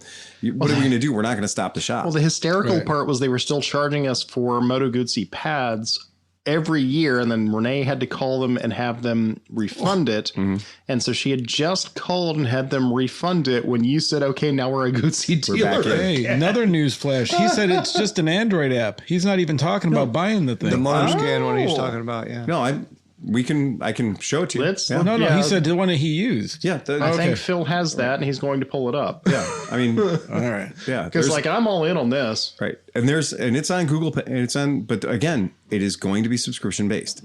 So, you can pull it up right now. Go ahead and if you want to throw it up. That's your Motoscan for B&B motorcycles. Now, again, you're going to have your connectivity. And older BMWs have the GS911 Rondell round. It's a 10-pin. The 10-pin. Yeah. Exactly. Right. So you're going to have to buy the hardware. You're going to have to have how that. do you plug this in then to your phone? Like I have the different, I have the 911 thing, but. Bluetooth dongle or something? Right. You're going to have a Bluetooth dongle. Yeah. That's exactly right. Yeah. You'll buy the Bluetooth dongle that goes along with it. And on some of the stuff, some of the tools we've bought, they say that they work Bluetooth. Plug this into your OBD slot. Yeah, yep. Right. Plug this into your OBD, and it's a Bluetooth thing. Yeah. And I'm like, yep, that didn't work. And then you buy the actual hardwired one, and it works. So I've also heard the guys it's a good app. Everybody's saying it's a really good app. Good. Yeah. Get on it. No kidding. No, this is good knowledge right here. This is why we're here having a podcast. Tonight. There's some bad ones out there too. So before you put your money down, make sure you know because you'll brick your ECU. Right. And then you're double fucked. So now that's the thing I want to make you aware of is the manufacturers are aware of these pirate apps. And manufacturers are also putting little traps in your way. And if you do damage with one of these pirate apps and your bike gets bricked out or your bike goes into limp mode because you changed something you weren't supposed to have access to. And this is something where we at the shop are big fans of the actual diagnostic devices from the manufacturers. The reason for that is in the interest of being super cool and being more marketable than ProScan. So if we look at... if we look at one company's scan tool, if we look at Motoscan, well, there's also ProScan, and they're both selling the same thing, and they're both selling the exact same thing. And, you might be $100 in and be like, I got this. The problem is I just noticed with the ProScan tool that they just gave a new firmware update, and the new firmware update allows you to go places in an Aprilia motorcycle where you probably shouldn't go. Okay. Right. These are places you should probably only go with full tech support and a laptop computer so you can see what changes are happening so you don't do something dumb to your bike. This brings us back to when you were talking about the interface for Zero, where they were hacking the firmware, and then Zero went, don't do that. Right. And they were like, no, we're going to keep doing that. Right. We're going to keep doing it. Well, I discovered, or I didn't discover, some people on the internet that use it and were using the ProScan tool, and they were like, wow, this is great. It can go in and do all these cool things that nobody else's tool can do, and I can use it as a tool in my toolbox at the dealership because it's so much faster than using the dealer diagnostic stuff. Well, then they realized that they were getting bikes that would go out on the road and they'd get up to 70 miles an hour and they wouldn't go any faster because they'd put the bike into limp mode, right? So they literally had done something in the firmware of the computer that said, well, we're not going to let this bike hurt itself. So we're going to let the bike go up to a certain level and then it's going to shut down. And I didn't realize till the other day when we were in Piaggio training of all things, if I click the wrong button in pads, it resets all the settings. Correct. And then you have to reset all the settings after you've reset the settings. Yes. And that was one of the reasons why when I took one of the bikes out, it literally for 5 minutes was like, fuck you, I'm not doing it. No, the ProScan tool I just bought, the ProScan tool has a button on the damn thing for, I opened it up for the Suzuki GSXS 1000. I plugged it in, hooked it up to the Suzuki GSX 1000 because that's a brand new bike. That's a bike with 180 miles on it. It's 2024. And I hooked it up and I was like, okay, great. First thing in the setup BIOS of the whole thing, the one that you think like, I'm totally going to press this button. It's big and it's green and it's asking me to press it. Don't do that. It is literally reset, null out the entire firmware. Yeah. Don't do that. By the way, this bike is available on our website if you would like to purchase it. And also remember that when you have these Motoscan tools and stuff like that, if the manufacturer changes a version of the operating system, if they update the firmware, you will not have access to that. You may not have access to that until it trickles its way down to the people that are programming things at Motoscan or at ProScan or whatever. Just be aware of that, because we see firmware updates on some of the bikes that we do. It is shocking how you could not have before I started working for you. Yeah.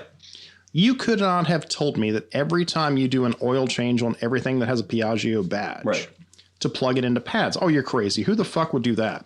People who want the bike to run right. The first time GTV that had the bricked ECU. Yeah. I was like, what? Why is this bike not running? And I plugged it into pads and it went, oh, your ECM's fucked. Magically back from the dead. Right. Exactly. What the hell? Yeah. But they do. They literally update the firmware on everything.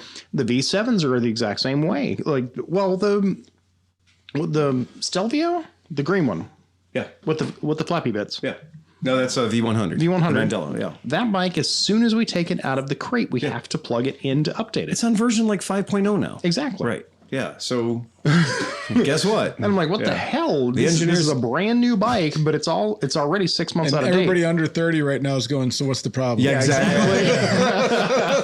Dude, my phone updated to a new version now. Shit? Yeah. Right? Pads, like, what are these old fucks complaining about? How else are you going to get your fucking Wi-Fi, man? Pads. Every 2 weeks, Pads pops up at the bottom of my computer and says, oh, we've updated to the next version. I'm like, you're on like 48.1. But they have to. They have to. They have to. And the reason they have to is because rideability issues. Oh, absolutely. Because people discover something's not the way they want it to be, or marketing department says we need 2 more horsepower.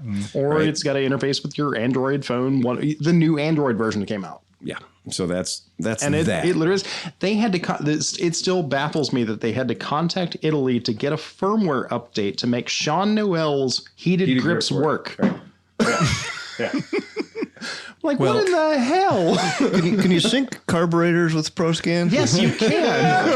Beautiful. It depends on whether or not they have the throttle position sensor. What I think is funny is all the money I have in carburetor tuning shit. I know. There you go. All the money I've got tied up in, like, I've got a setup. I can sync 6 fucking carburetors to an astonishing degree of accuracy. Like the vacuum I've got the tuning valves. electronic. Oh yeah. I've still got the Boxer Works, the back and forth dual tuner.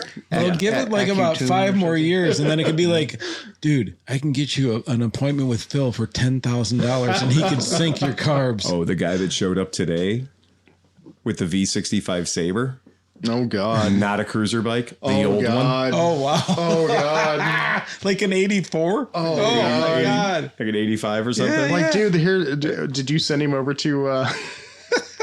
My God, man! It just needs a tune. It just needs a tune. No.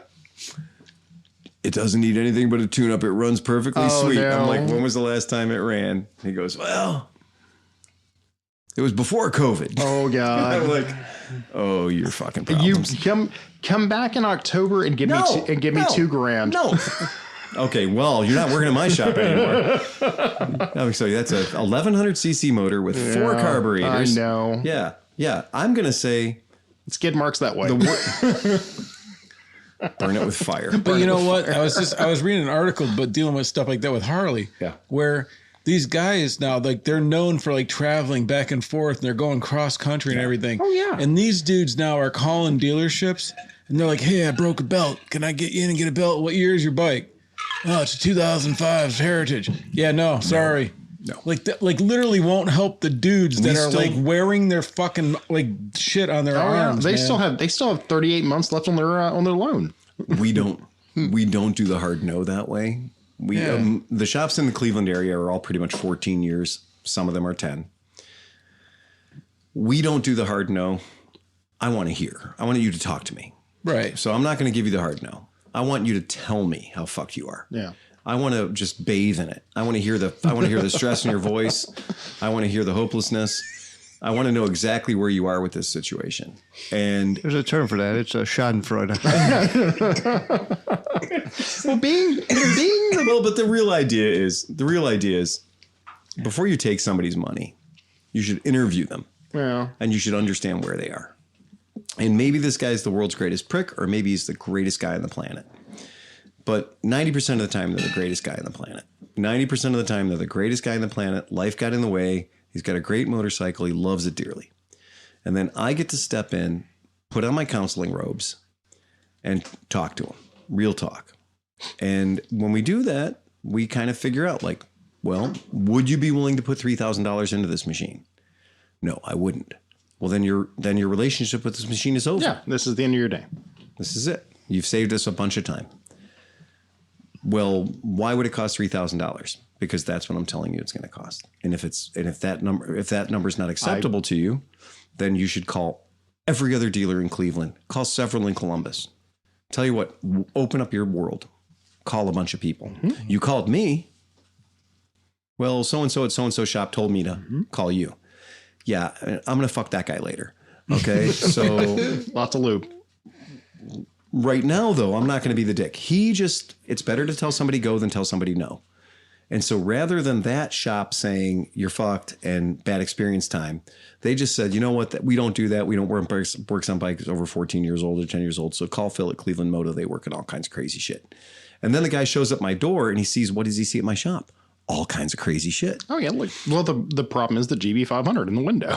Got a GB 500 in the window. We got several motorcycles parked outside that are resplendent with carburetors. Yeah. We got all kinds of weird Japanese cars. Clearly, we work on weird insane. Yeah, you're not a corporate shop. Like when you walk up to it, you're not like, whoo, there's going to be a guy in a suit coming out of this place. Triumph sent him over to us. And believe me, at Triumph, you can't find a carburetor if you do a deep dig. Yeah. Right? You can find fake ones. There's a bunch of fake ones. The fact that they stamp the new fuel injection with AMOL on the side of it makes me laugh every time. The fact that they made the new fuel injection look like AMOLs. I was checking to see if Dan was going to stab me there. The funniest thing is they're ghost AMOLs because they're AMOLs, but they don't have any wires or any hoses going in or any cables going into them. They're just like AMOLs. They're like shadows of AMOLs. But anyway, long story short, I particularly had to realize his situation and find out where he was in life. And where he was in life was that he has got a $600 budget. Yeah, which isn't going to buy you anything. It won't buy you a tank of gas anymore. Well, the $600 budget is not going to fix the motorcycle he has. So he needs to start talking realistically about selling that motorcycle. Exactly. Right? And it's a VC. It's a old Sabre, which means it's worth about $600. He needs to get on a Sabre owners forum. Exactly. Is what I told him. Join a Sabre owners forum where there are like-minded individuals. They might want your wheels. They might want your seat. They might want your gas tank. Well, they're all looking for the same mechanic. You might part that bike out. It's where they go to rattle their sabers. You might La Sabre, the French sword. But you might find somebody who, in your parting out of your vehicle, might put $1,000 in your pocket, as opposed to selling it outright. You're just going to have. Oh yeah, there you go. Oh, John's here. Fresh fell asleep just listening to the podcast. He felt like he was still here. I heard him snoring. You know that's been one of the, having been the plus 10-year guy receiver of all of the motorcycles that the Vespa and Yamaha guys didn't want. Right. And, it hurts me a little bit not to work on those, but having filled my entire day with things that I don't have to beat my head against the wall to fix, I'm kind of happy. Yeah, it's nice to not have to to cut exhaust off now. Exactly. Right? Like I kind of want to be the guy still, but at the same rate, I'm like, no, I'm 50. You know what? I want to retire. I want to work clean now. Yeah. Dan, what the hell you got going on, holy buddy? Holy crap, Dan. Are we doing a couple things I got from Wisconsin for the podcast? Are we doing Jaeger shots? Oh, we got 3-star safety matches. 3 stars. Oh, 3 stars. 3 it stars. actually says 3 stars on it. Can you believe that shit? Look at that. 5 the stars. matches actually say 3 stars on them. How cool that is. Look at that. And they're like real burn your house down wooden matches. Oh my God, don't burn the house down. I can live here. And I also got what I'm calling the straw rum of Irish whiskey. God. Oh, wait a second. Oh God. Tell us more, Dan. I thought It's called Shanky's Whip. I thought those were bottles of nitroglycerin. They might be. Don't shake them too hard.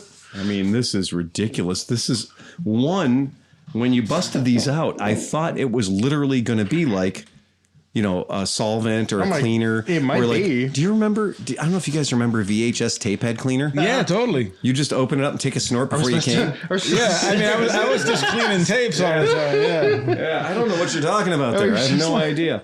Shanky's whip, made in Ireland. Oh, God. Black, smooth. Hey, where's Irish? Where's our Irish guy in the chat? Because he could tell us all about this. He's on third shift tonight, I think. Oh, okay. I don't remember his name, but I remember he's from Ireland. It wasn't Sean O'Hara. And It says always one to buck the trend, and it says bottled and blended in Ireland, and it's 33 percentages, so 66 points. Let's find out what it's all about. Oh, God. It wins on name alone. It sure does. I gotta get a little bit of Shanky's whip. The Shanky Wave. probably good in coffee. See, Sean's God, that is fucking delicious. Sean's really sad he's not here for the poppers. We'll save you one. This is delicious. This is so much. Do we need a mixer? Smith. Smith's I'm in. gonna get Smith on the long range. Caramel and There's Smith butterscotch. down there. This We're is watching good. him. There he goes. Well, you've told me There he Stro. goes. You've told me Stro is horrible, but this is good. Yeah, I would agree. That's very Let me palatable. have a little smell. Oh God, that is good. Oh, that is Like just smelling it, it's good. All right, Sean's not Tom. wrong. Are you Sean's not wrong about the poppers. go, dude? This is so much better than amyl nitrate. Wow, that is delightful. It's enough to make your asshole want to chew gum. There's a lot of there's a lot of vanilla in that. I smell the vanilla, yeah. Yeah, there's all kinds of good stuff in there. Yeah, I want to smell it. At It's a least bit- let me smell it. Yeah, smell that. It smells like vanilla extract. Is the best It's way to like describe cocaine. I just like to smell cocaine too. It makes me that's really all happy. right. Yeah. It's really nice. It literally is like drinking vanilla extract. That'd be good on your oatmeal in the morning. It did say, No no kidding. shit, dude. I was just thinking, like, I wanted to make pancake batter. Yeah, Totally that's- smells that's Hey, like do y'all good. want pancakes? I really want pancakes now. And then the thing is, like, you popped going home after having a couple of those, and you're just like, no, just big breakfast. Hey, fucker. Adventurous Northwest checking in. She got a nice greeting from Adventurous Northwest. It just says, hey, fuckers. Hey, fuckers. Oh, look, Sean. Poppers. See, Sean's not here for this party. This is wrong. Sean's not here for the night for poppers. See, this is why I like both Mackle Fred. Hello, young person. I too am a young person. Would you like to do poppers with me? This is why I like to have Sean and Mackle Fresh in the chat. Where's Renee? Was Renee not in the chat? She's going to climb in. So, on to our next scheduled topic. Oh God, Again, we're on a schedule. What's our top 10? well, we're talking about BMW this episode a whole lot. And one of the things I want to talk about BMW in this episode is the fact that BMW has a whole new motor. Well, it's not a whole new motor. Let's be fucking clear. They have pumped the oil head out to 13 Hondo. Now, that seems weird until you also have the little devil come up on your shoulder and says, Dick, they did an 1800. Shut the fuck up. Right. Right. Because this motorcycle could actually have been born with an 1800cc motor if they weren't careful. Sleepy, go ahead and throw up the visuals. I mean, the R18 was a pretty bike. Okay. This looks the most like a Lego bike I've ever seen in my life. This is God. this is not a pretty bike. This is a prop from the new Star Wars movie. That or like an 80s, like when Chips were like imagining what they were going to be riding in 2000. It's like the Cybertruck of motorcycles. It is such What the fuck, man? Look, I like the way that they put one just unabashedly fuck you square number plate on the side of it. Klaus is getting into brutalism with I the mean, design yeah, of it. they're- Holy shit. Are the Germans okay? Yeah. Are they doing hard drugs now? There is a building in I'm Darmstadt okay that with looks that. just like this. I'm Like, you sure. know what happens though? Dude, you turn that on and it goes. It starts pumping hard pals. Oh God. Music stop. 9.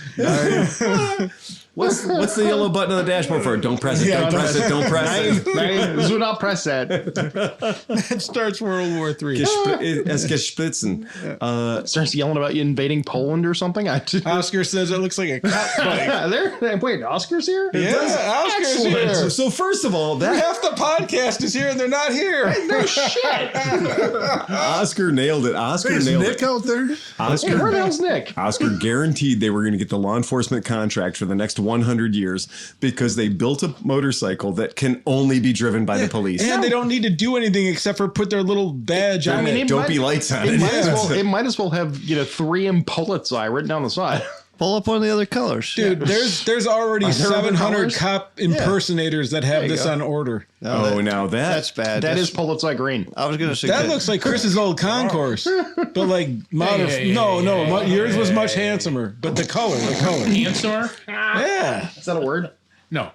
as far as you know, it is. Yeah. Okay. Damn. You know what? I'm going to say this. If I was going to build a K1, but for this generation, this would be the K1. This looks like, in black, it looks like the YB-17 fighter bomber thing. Well, I was going to say, the other one looks like a stormtrooper. The other one definitely looks like Stormtrooper. If it said R13 down, because it says RT right there. That looks nice. But it looks like K1. Johnny K1? Mac's trying to get on a Pan America. He said he's trying to snake a ride over there at Kevin's house. You should. That's Trying kind to of get cool. on the fiance. That's very cool. Get on Gonna ride the fiance. Get on the Pan America. Okay, so This literally is. I'm taking the white one. you're taking the white one. Yep. I kind of thought you might. Yeah, you kind of have to. Wow. You know what? BMW made a scooter in a 400cc and a 650cc variety, and the C400 scooter is one of those ones that looks like it was just made out of old Lego. Did they fire all of their designers? Yeah, they literally fired all their did they all designers. go to Hyundai Kia? Because I've seen Hyundai. They and Kia hired everybody basically- away from igloo coolers. I guess. Good God. Did they all go to CF Moto? Yeti. Yeti. Yeah. I will not stand for this abuse. Wait, no, you can sit on that couch. It looks like it's made out of Lego. Well, the new GS has a goddamn Yeti cooler in the middle of it. When Pete was on that thing when he went to the last BMW meeting, he did look a little gun shy when he came back. Yeah. That's because they put him in a room and they were like, "You will like this bike and not say one bad thing about it to anybody." Go and spread the beauty to the masses. Educate the uneducated. That's totally BMW's modus operandi, isn't it? I thought I saw a bit of a black eye when he came back, and now I understand. Herr Hemfling, you must drink the Kool-Aid. See, we thought his BMW relationship was all posies and stuff, but now we see the back end of it. See? Don't look at the back end. Who's to say I wasn't delivering those meetings? What's the papers? Up your nose with rubber hose. Hast du the Kollege trunk? Ja, wo? Yeah, I think he has. Anyway, the party piece of this, is the part that they actually made invisible, which is the big giant Boxer 1300 motor. And If you want to look at it, just look at the GS. just look at the GS. If you'd like to see what it looks like, look at the GS. Just look at it from the head on. Well, because now Stick out the side like an airplane. correct me if I'm wrong, because this particular motor is putting out a lot of numbers. They've got 110 pounds-feet of torque, 130 horsepower, if I'm not mistaken. This is a very well breathed upon, very old motor. And again, we're going to talk a little bit about, I have had too much to drink for you to show that green thing below it. God, that is ugly. It's just, And I'm a BMW guy. well, and Keep drinking, Tom. and drinking. where there's supposed to be a headlight, there is either a lever that takes the entire bike No apart. shit, give me another one. I'm going to have to look at that thing. So on the front of this, Sleepy, pull this picture up. Yeah, Because I have concerns. I do too. Okay. So in the area of this where there should be a headlight. Look at Pete. Good God. What in the hell? He's got his snuggle goggles on. again. Field Marshal. Pull it back, dude. Field Marshal Hemfling has got his Africa cord lenses on. Oh my God. That's good. All Oh, right. that's great. That Back is, to the bike. it looks like the K1100 LT fairing. Okay, for the players at home, if you happen to be watching the video or you're not watching the video, in the middle of the fairing, where on a Kawasaki Concourse there would be an illumination device called a headlight, there instead appears to be a lever. And if I lift that lever up, I have a feeling all the boxes are going to fall off this bike, which would be genius. And I love the way BMW does their luggage. But this giant black area is probably the transmitter receiver for the radar. It is. For the cruise. I'm guessing that's what it is. I'm guessing that big black area is the active radar. So that's probably what that is. And then that means that all this little sparkly bits under here are all lights. Those are all headlights. And it looks like it literally in that photo, it looks like the wheel is too far back. Oh, the entire the wheel. It just looks like it's pushed too far back towards the bike. But you know what? It looks better with luggage. I'll give it that. No, it doesn't. I think it does. No, it looks better. There's no angle of that bike looks good. You know what's funny is it looks like an 1100 LT, and that was the ugliest bike ever made. Function comes before form. Function Yeah, man. I mean, this is form. probably the most comfortable motherfucking bike ever made. Oh, by the way, that's called the Gold Wing. the marketing department has already named it the Commander. The Commando. Dude, that translates to Der Führer. Oh no! The Commandant. It should be the Commissar. Yeah. Just hearing German now freaks me out. I'm like, what the fuck, man? Hast du Führerschein bitte? That's so there's a lot. I mean, there's a hell of a lot going on with this. That was the Commander, by the way. The Commander has the short windshield. The Commander has the short windshield and doesn't have a back top case.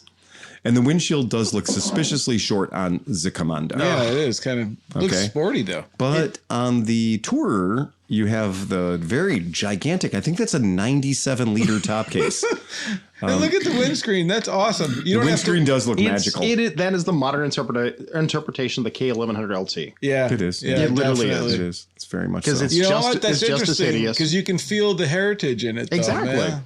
If it was an ugly ass blue or yellow, Yeah, there's a whole lot of heritage in that plastic. Yeah, that's got the smell of handcrafted, hand-hewn plastic. Yeah, the for real. It is just. Are there even more accessories? I'm asking Pete There because are. It's there's BMW. tons. It's build your own, BYD, build your dreams. But more importantly, different company. I know. More importantly, though, I want to ask Pete. So we've had we know the Boxers have existed all the way from, I believe, a 500cc was the smallest, maybe a 457 or something, or Something like that, 475. yeah. 1920. Oh, okay, yeah. yeah. We're not the the modern ones. But to be clear, BMW came out with their Boxer layout motorcycle, the R Series motorcycle, in 1923. Yeah. So this is the We ongoing do not evolution talk about the Luftwaffe. of over 100 years. Over 100 years. Luftwaffe. Over 100 years. So over 100 years. And this, there's a little spot where I develop a blind spot with BMWs. And the blind spot with BMWs is around 1200. So there was a weird period of time where I was like, I know we're at 1100, check. I know we're at 12. And then we went to 1250. And then we were at 1250, but there were still 12s. Mm-hmm. And then there were 1250, but there's still 12s. And then there's 18. Mm-hmm. And then there's 1250, and then now there's 13. And then they had bikes like the ones that we did Mid Ohio, the people that came and hung out with us. I had never seen those before. Those are the in my life. K1600s. Yeah. So that's the platform. Okay. Yeah. For the uneducated, or for not the BMW files out there, anything in BMW that starts with the letter R, the R1200, the R1300, means it has the horizontally opposed two-cylinder engine. Right. The K bike that you're describing. Do you know what the R stands for? Do tell me. No, I don't. It's because it's 1/8 of a radial aircraft engine. Oh, okay. No, I just made that up. Oh, you fucker. Got you. The Germans know. The Germans know.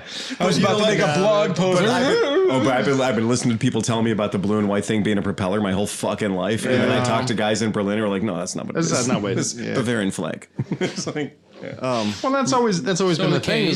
The K series is an inline motor, Yeah. which started out as a 3-cylinder, 750cc. and it was an inline, but it was going the wrong way. Well, right, but now they've turned it sideways. It was a car motor. It was literally a car motor just shoved on its side. Yeah, the same design of an inline. They were trying to make it cheap. So we did K. Yeah. We did our K75. K75 and the K100. Then we did a K100. Well, the K100 came out before the K75, I think. About at the same time, 85-ish. Yeah. So we did K750, 3 in a row. K100, K1, 4 in a row. And then we got sideways with it. Not yet. You did the K1100. Oh. and then you had a K series that was still flat. Yeah. There was a K100, K1200 went flat still, and then it wasn't until But they were still front to back. They were still front to back, and then they turned sideways. They had a K1200 that turned sideways, like really like 2001ish. That's what like I thought real was. late. I thought the K12 But was. the Ks were real flat for I a had a bunch of long those. time. No, I pulled a bunch of K12, done a bunch of rear main seals on K1200, like the old 1200 GTs before they turned them. And it was Dude, like, how pain much in the cocaine is in that drink? No shit. What the fuck did you guys feed me? This really was a pop. enough. This really was the popper. And Tom's having a night tonight. Only going to say Stro rum. To continue the K-bike thing, Yes, though, please. they're up to a 1600 now, or 1800, and it goes side to side. And it's a side-to-side Six six. cylinder. Yeah, six cylinder. Side-to-side six. So it's a 1,800 cc's now. I believe the biggest one is 1800. Jesus Christ. Jesus. I am not doing this second one. I don't care what Okay. y'all pay me. And then in our R series, we go up to 1,800 cc's. Correct. You go up In to the big- 1,800 in the big cc's. cruiser. And they're all oil heads now, right? And then... Well, no, the 13, they're water heads now. Oh, thank you. You're right. The Thank you. R18 cruiser is an oil head. Is an oil head. The other ones are. But this is a water head. Yep. Right. So my R9T is an oil head. My R9T from 2024 is an oil head. But this is a water head. And so your R1250s, those are water cooled, aren't they? They made both. They did. Yep. Oh, that's very confusing. Yep. So there's water cooled 1250s and there's oil cooled Correct. 1250s. Correct. Okay. I'm getting anxiety. There should be. It's like the alphabet soup of Harley. I don't speak Harley, so when you talk about all that, Do not, Sleepy, do not go into the world of F bikes because No, I there are just need to know 900s. one. I There are know. 900s that are 850s. There are 850s that are 650s. There are Yeah. 650s that are 700s. Because the XLs are the Sportsters and the FLs are something else. I don't know. I and- just I love my F900. I'm good with it. I get it. I don't Oh, need yeah. any other X's or F's Yeah. or anything. Yeah, I I guess like it. Because the Fs are an that's entirely different another thing too. good example. The F bikes are upright twins. Right. Some of them are singles though, Singles. I was going to say, except for when they're a single. And then and when they're G's. then you have the X and the G, So it is which is a one-off. It is a confusing thing, but at 1,300 cc's. Now, just to clarify, this is the exact same motor that's in the new GS as well, right? I don't know if it's exactly the Well, same. but I mean, yes. Family, Yeah, right? Same correct, family yep. motor.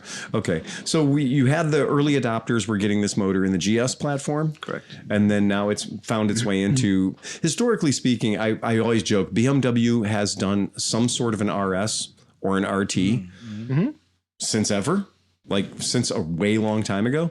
They have gripped that with a level of tenacity. And the fact that people will buy this motorcycle is somewhat surprising to me because parallel twins, nice, Chris. Parallel twins have a feel all their own. It's very workmanlike in the whole deal. But boxers and Guzzi motors, big sideways V twins, they've got a weird fucking idiosyncrasy that when you're sitting at the red light and you give it the beans, the whole motorcycle shifts a little bit. Because you're moving a bunch of mass in a certain direction. The crank is moving this way. And it's very weird when you sit on a big boxer or you sit on a big Guzzi V twin and you're just sitting there and you give the throttle a blip and you're like, shit, somebody's trying to push me over. Or like, did a strong wind blow, right? You feel that sensation in these motorcycles and it's very fucking weird compared to most other motorcycles out there, even motorcycles that have big motors. I've always liked boxers. I have owned many, many, many of them over the years. I love them dearly. But I've never said, oh, there's going to be a whole lot of horsepower here. I've never owned a boxer BMW, even 1,000cc boxer, 1988 BMW R100 RT, and said, there's quite a bit of power here. So Phil, I'm going to ask you this. Go ahead. When you got on the Stelvio, did you expect it to be a Guzzi? Oh, yeah. Oh, well, Since we're talking about power delivery, we're talking about power delivery and traditional motors. Yeah, we're going to go into this. For a 1300, how do you expect the power to be delivered? I'm shocked. I'm absolutely surprised that BMW is pulling the numbers they're pulling out of these bikes and building bikes that there was a time when you could buy a KZ1000 and advertised in the same Cycle World magazine or a story written in the same Cycle World magazine that the KZ1000 was an R100 RT. And here's BMW trying to go toe to toe with a KZ1000, which is developing no shit 100 horsepower, right? And then that BMW is kicking around 61, right? And they're saying, oh, this is the finest. We have the biggest valve and the biggest carburetor, still pulling 70 horsepower. High-speed German. They were advertising that as the high-speed German Autobahn cruise missile. Yeah. When it had 61 horsepower. The big Luftwaffe fucking ferry. Okay. That was Luftmeister. Luftmeister, that's it. Yeah, Luftwaffe, Luftmeister. It's kind of the same deal. The Tom, he has gone plaid. So that's but that's the kind of a thing with BMW is like riding this bike. Look, I've got one. Stop trying to feed me more poppers. riding a big boxer engine.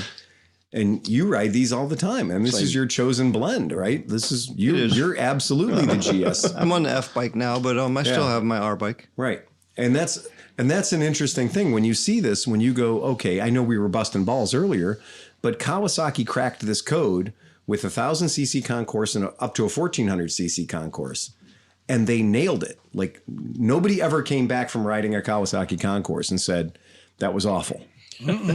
No, engineers keep buying those bikes. And for a lot of people, they're like, it was better before they put all the fancy shit on it, before they put the ABS and the traction control and all the different, modes. A lot of people believe that motorcycle, that Kawasaki nailed it with the inline 4-cylinder. It's a fast motor. It eats up the miles and people just love them. FJRs are the same way. People love those bikes. FJs, they know they can pile miles on these bikes and they're going to run forever. When there's clubs for like 30 years for the same bike. You can get on the freeway, go 100 miles an hour, think about passing a vehicle and be $130. Yeah. Right? On a bike with 100 liters of luggage behind you. And 6 gallons of gas. And also, yeah, that's right. Be able to go 400 miles between gas stations. Yeah. Right? Please Wonka vision me a popper. Hey, John, if you were here. Yeah. Oh, yeah. We'll keep one aside for you. I think we're going to have a few, actually. Yeah. So thinking about BMW and thinking about this 1300 motor and the idea that, like, I guess we should have saw it coming when they did the GS. There should have been just like, okay, look over your left shoulder because here comes the RS. Here comes the RT, right? Because that's just the BMW way. They're not going to waste a motor. No. Now, as being the person that I am, I have to give you all caution because now we know the R1800 RS and the R1800 RT are going to be coming next.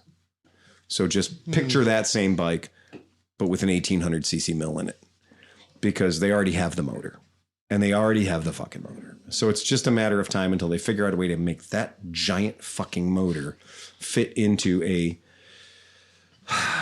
sport touring bike, and I've ridden those R1800s. That is a motor attached to a motor transportation system. That is what that is. Well, that's I always say it's, a 1.8 liter is exactly the size of my Honda Civic. It is massive. And when that motor starts, you're like, that took all the battery had. That was the whole battery right then. You're like, I put a 30 amp hour battery in a Harley Davidson today. A 30 amp hour battery is ridiculous. That's just fucking crazy. And we in the Moto Guzzi community have been using tractor batteries to start our tractors for quite a long time because Moto Guzzis all had a very large car starter on them. Oh, yeah. Right? That was the way they worked. And so Chris's bike is 1400 Guzzi. If you take a look at the starter on that thing, it is like no shit. It is the starter off a Fiat car. And it drains the guts out of that YTX20 battery pretty easily on the start because you got quite a bit of compression. You got very heavy pistons. Thank you, Tom. You got a shaft drive system. You got the everything there. flywheel has to be fucking massive. The flywheel is the flywheel from two cars, right? Yeah, or a truck, right? But when Chris's bike is anything less than a 100% battery, it's going to be extraordinarily cranky about starting. It's going to be very, very reluctant. It's not going to be cranky. Right, it's going to be anti-cranky. Speaking of which, we got to do it. Where is it? Well, it's in my warehouse. The hell? Tom's got to find this guy to go over with me and bring it back. I know a guy. You know a guy. So kind of looking at that with these new Guzzis that are 1,000 cc's, they only have these little tiny starters on it. I got freaked out because I'd never seen a Guzzi starter that was smaller than my head. Right? Right. And so we see these brand new Mandello. I brought the Mandello out a couple of weeks ago, and the starter is beer can sized. It's like it's a starter off a normal motorcycle. And I'm like, well, who did they, what? This is going to fail. That's just, my brain just went to, well, this is going to die. And then in our Guzzi training, we got to see their decompression system that they use in the motor now. And they use an extraordinarily simple and elegant decompression system that now they can get away with using that little tiny motorcycle starter. And they don't need to have a YTX 23 battery in them anymore. They can have a normal 14 amp hour battery like all the other bikes do, because what they're doing is they're getting some metal spinning speed before those cams close. I still want to see one of the flywheels. Okay. Eventually, I want to see one of the new Guzzi flywheels. Now that I've seen their with clutch, that clutch off the back. Yeah, now that I've seen their clutch, I'm completely convinced that Moto Guzzi has decided that they are willing to trade farm equipment for horsepower. Because the new bikes are brilliant. They have actually said, we are no longer going to plow fields as a secondary job for your motorcycle. When you can't get to work in the morning, go plow the back 40. You got the throw-off motor on the back. Right. Yes, a big PTO. Exactly. The big brush hog attachment that comes for your Moto Guzzi. The industrial lever in the middle. The industrial harvester. Chris out there mowing yards in the neighborhood. On his Cali. Snowblower in the winter. Yeah, get a PTO for the front and just clear the neighborhood. Telling dad jokes the whole time. But if there was ever a motorcycle that should have had a PTO, oh yeah, it makes perfect sense. But the amount of technology in the new ones is ridiculous. Well, it's the point. It's just bonkers. It is. What the technology and Guzzi don't go together. They're breaking all the Guzzi rules. Exactly. Right. They're breaking. I can't wait for the first old man to old man. We always joke, it's always rock and stick. Moto Guzzis are rock and stick technology, and it's now a digital stick. It's the weirdest thing. I know. Like, it's just bizarre. And they're coming out with new T-shirts. Exactly.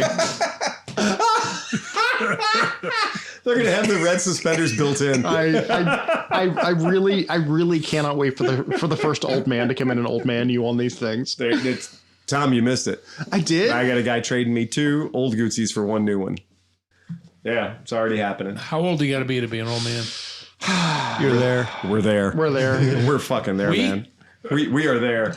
The guy that I sold the Guzzi to the other day, who traded in the R9T, right? He was young. He had all of his teeth. He had a very impressive.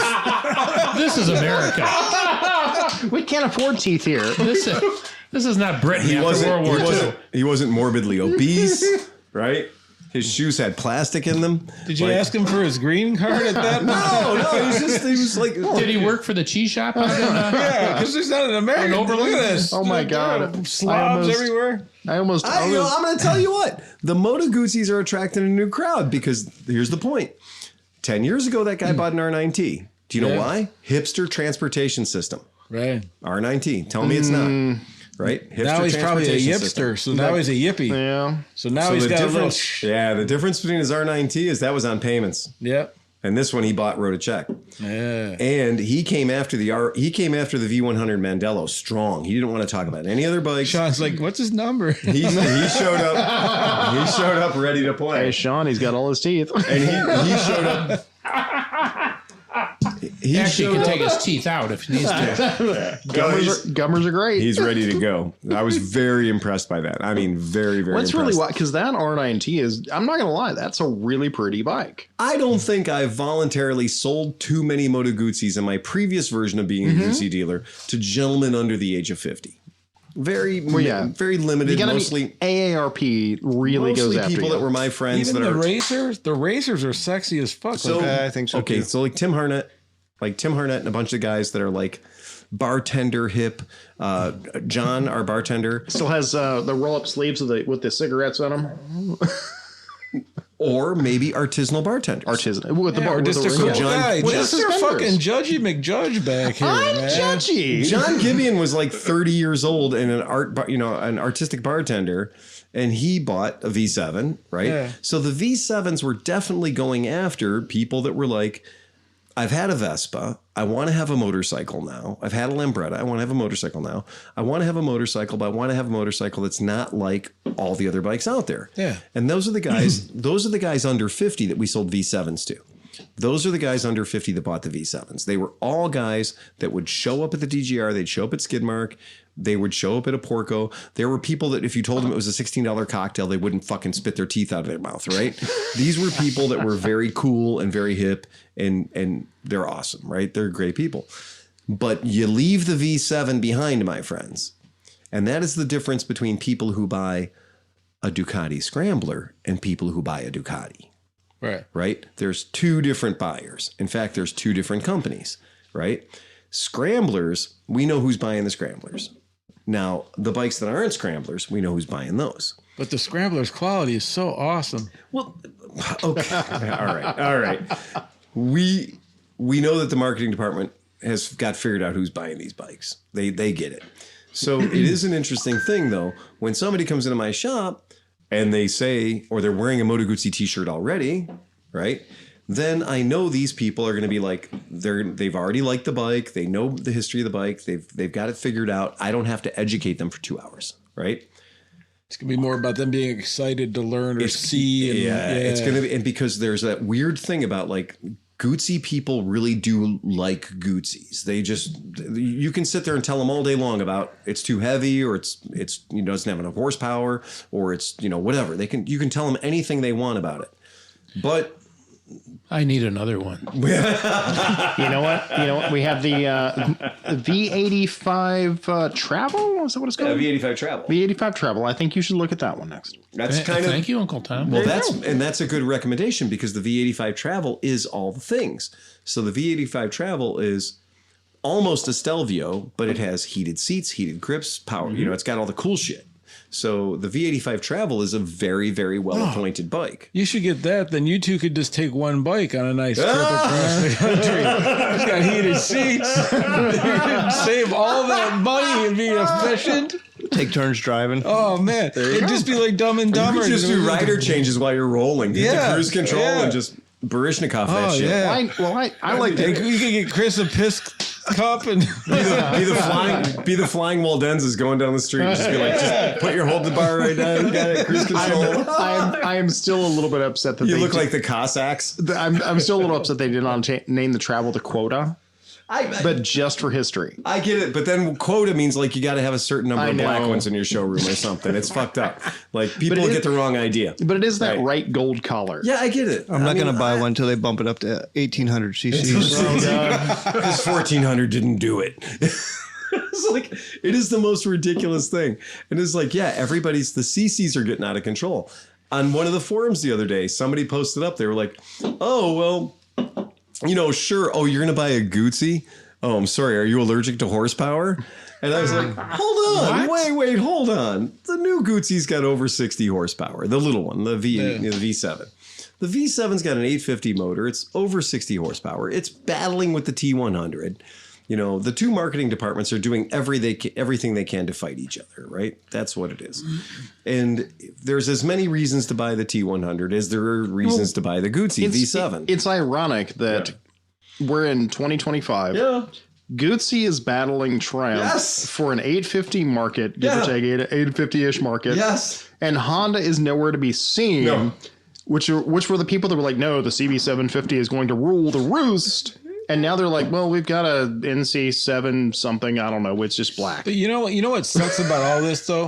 Is that they push all these numbers. And so you hear all these fucking numbers. And this guy makes this horsepower and this makes this horsepower.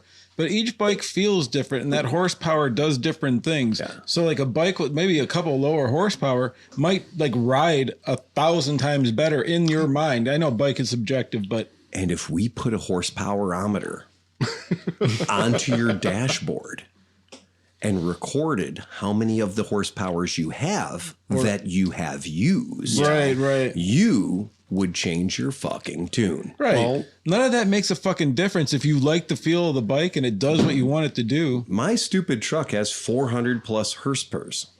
How many times have I used that? Not very many. I think you've used more Torques than you've used Hirschbergs. But the point being, if somebody printed out a spreadsheet of my ownership of this truck for the past 2 years and said, how many times did you use all the horsepower that 5-liter engine has? I would probably say maybe never, right? So, but to Cinch's point, it is a lot about the feel of the bike and how you physically feel on the bike. of course. So, Well, that's a salient. I mean, you're Janice, dude. Like, you love that thing. You put it's miles very, on very it. comfortable. Very comfortable for me. And it's what, like 20 horsepower? It's And- like whatever, right? And But it's, even I've come around to your Janus. well, it's an experience. It's a different experience. That's a thing. It's It's really cool. it's a beautiful riding, cool bike. But it does the job that I want it to do. You know, I'm not going to ride it out to Great Falls, Montana, unless I take a week. Right. But I mean, you know, I rode the 1400 out there with Pete, and you need power. But the Janus to me, and I'm 6'2", and I got long legs and long arms, and it is so comfortable to me. Right. You know, as a 250. So to your point, Tom, that it really is dependent upon your body style and what you're trying to do. A lot goes into it. Doesn't have to be strictly just horsepower. And it is funny, I'll go back to sleep. No, don't go back to sleep. No, because- actually, you're in this. Okay, when you had your GS 450E model, that parallel twin Suzuki, Still got it. still have it. It's got 6-speed transmission. It's really, really cutting edge for a 1980, 1981 bike. It's kind of amazing, right? Yeah. Considering where a lot of the other companies were. Honda was still chasing its tail on a CB 750 Custom that they'd gone to a dual overhead cam, but it wasn't making much more power. A lot of companies in the late 70s, early 80s were spinning their wheels, and they weren't delivering a product. When we got the GS 450 in my household, The black one. well, no, I got a silver. I had a silver one just like yours for my ex-wife. So my ex-wife wanted that bike. She'd been ridden Vespas in Germany and everything else, and she was in America now. She wanted a real motorcycle. And at the time, no, I'm working on mine. Thank you. Enabler. I still got half left. Damn, we're good here. So, you know what's funny is I was Sleepy. riding at the time. I had 3 daily driver bikes back then. I had a CBX 1000, right? And I had a CB 750, and I had a Kawasaki H2. And then Heike had her GS 450E, right? And it always amazed me at how good that bike was at being torquey and getting going and pulling away from the light and ripping up to 100 miles per hour out of a small little 450. And you're like, okay, that bike would hang with us when she would go on rides with us. We would be riding a 750 or 1,000cc motorcycle, and she'd be right there. Like, there was never any question. She was right there with us. And that's that trick, that sensory perception, that feeling of thrust. And thrust we trust, right? And that makes us feel real happy when we get it. I rode a GSX R600 the other day that Tom fixed. Yeah. Right? Put the handlebars where they're supposed to be, got the suspension up to where it's supposed to be. Probably a nice, clean bike now. It actually looks pretty nice. Yeah. That it's not dragging its dick through the dirt, right? Yeah. Now that it's not trying to take a dirt sandwich. Anyway, I took the bike out and rode it. And you know what? That's a 600cc motorcycle that makes just north of 90 horsepower. Awful. Fucking awful. No torque anywhere. And until you get to 10,000 RPM, nothing reportable happening. And in fact, at 3,000, 4,000, 5,000 RPM, when you're pulling away from red lights, it does feel like you're like, yeah, come on, baby. We got to get away from this light. Because those motors are meant to spin super fast. They're meant to make all their power by spinning super fast. Well, they're a reason that they're kind of the butt of the jokes of the, Well, but they're also... Oh god, the first time I rode an FZ6 was hysterical. Also, keep in mind, it's designed to go around a racetrack for a living where it's never going to drop below 10,000 RPM.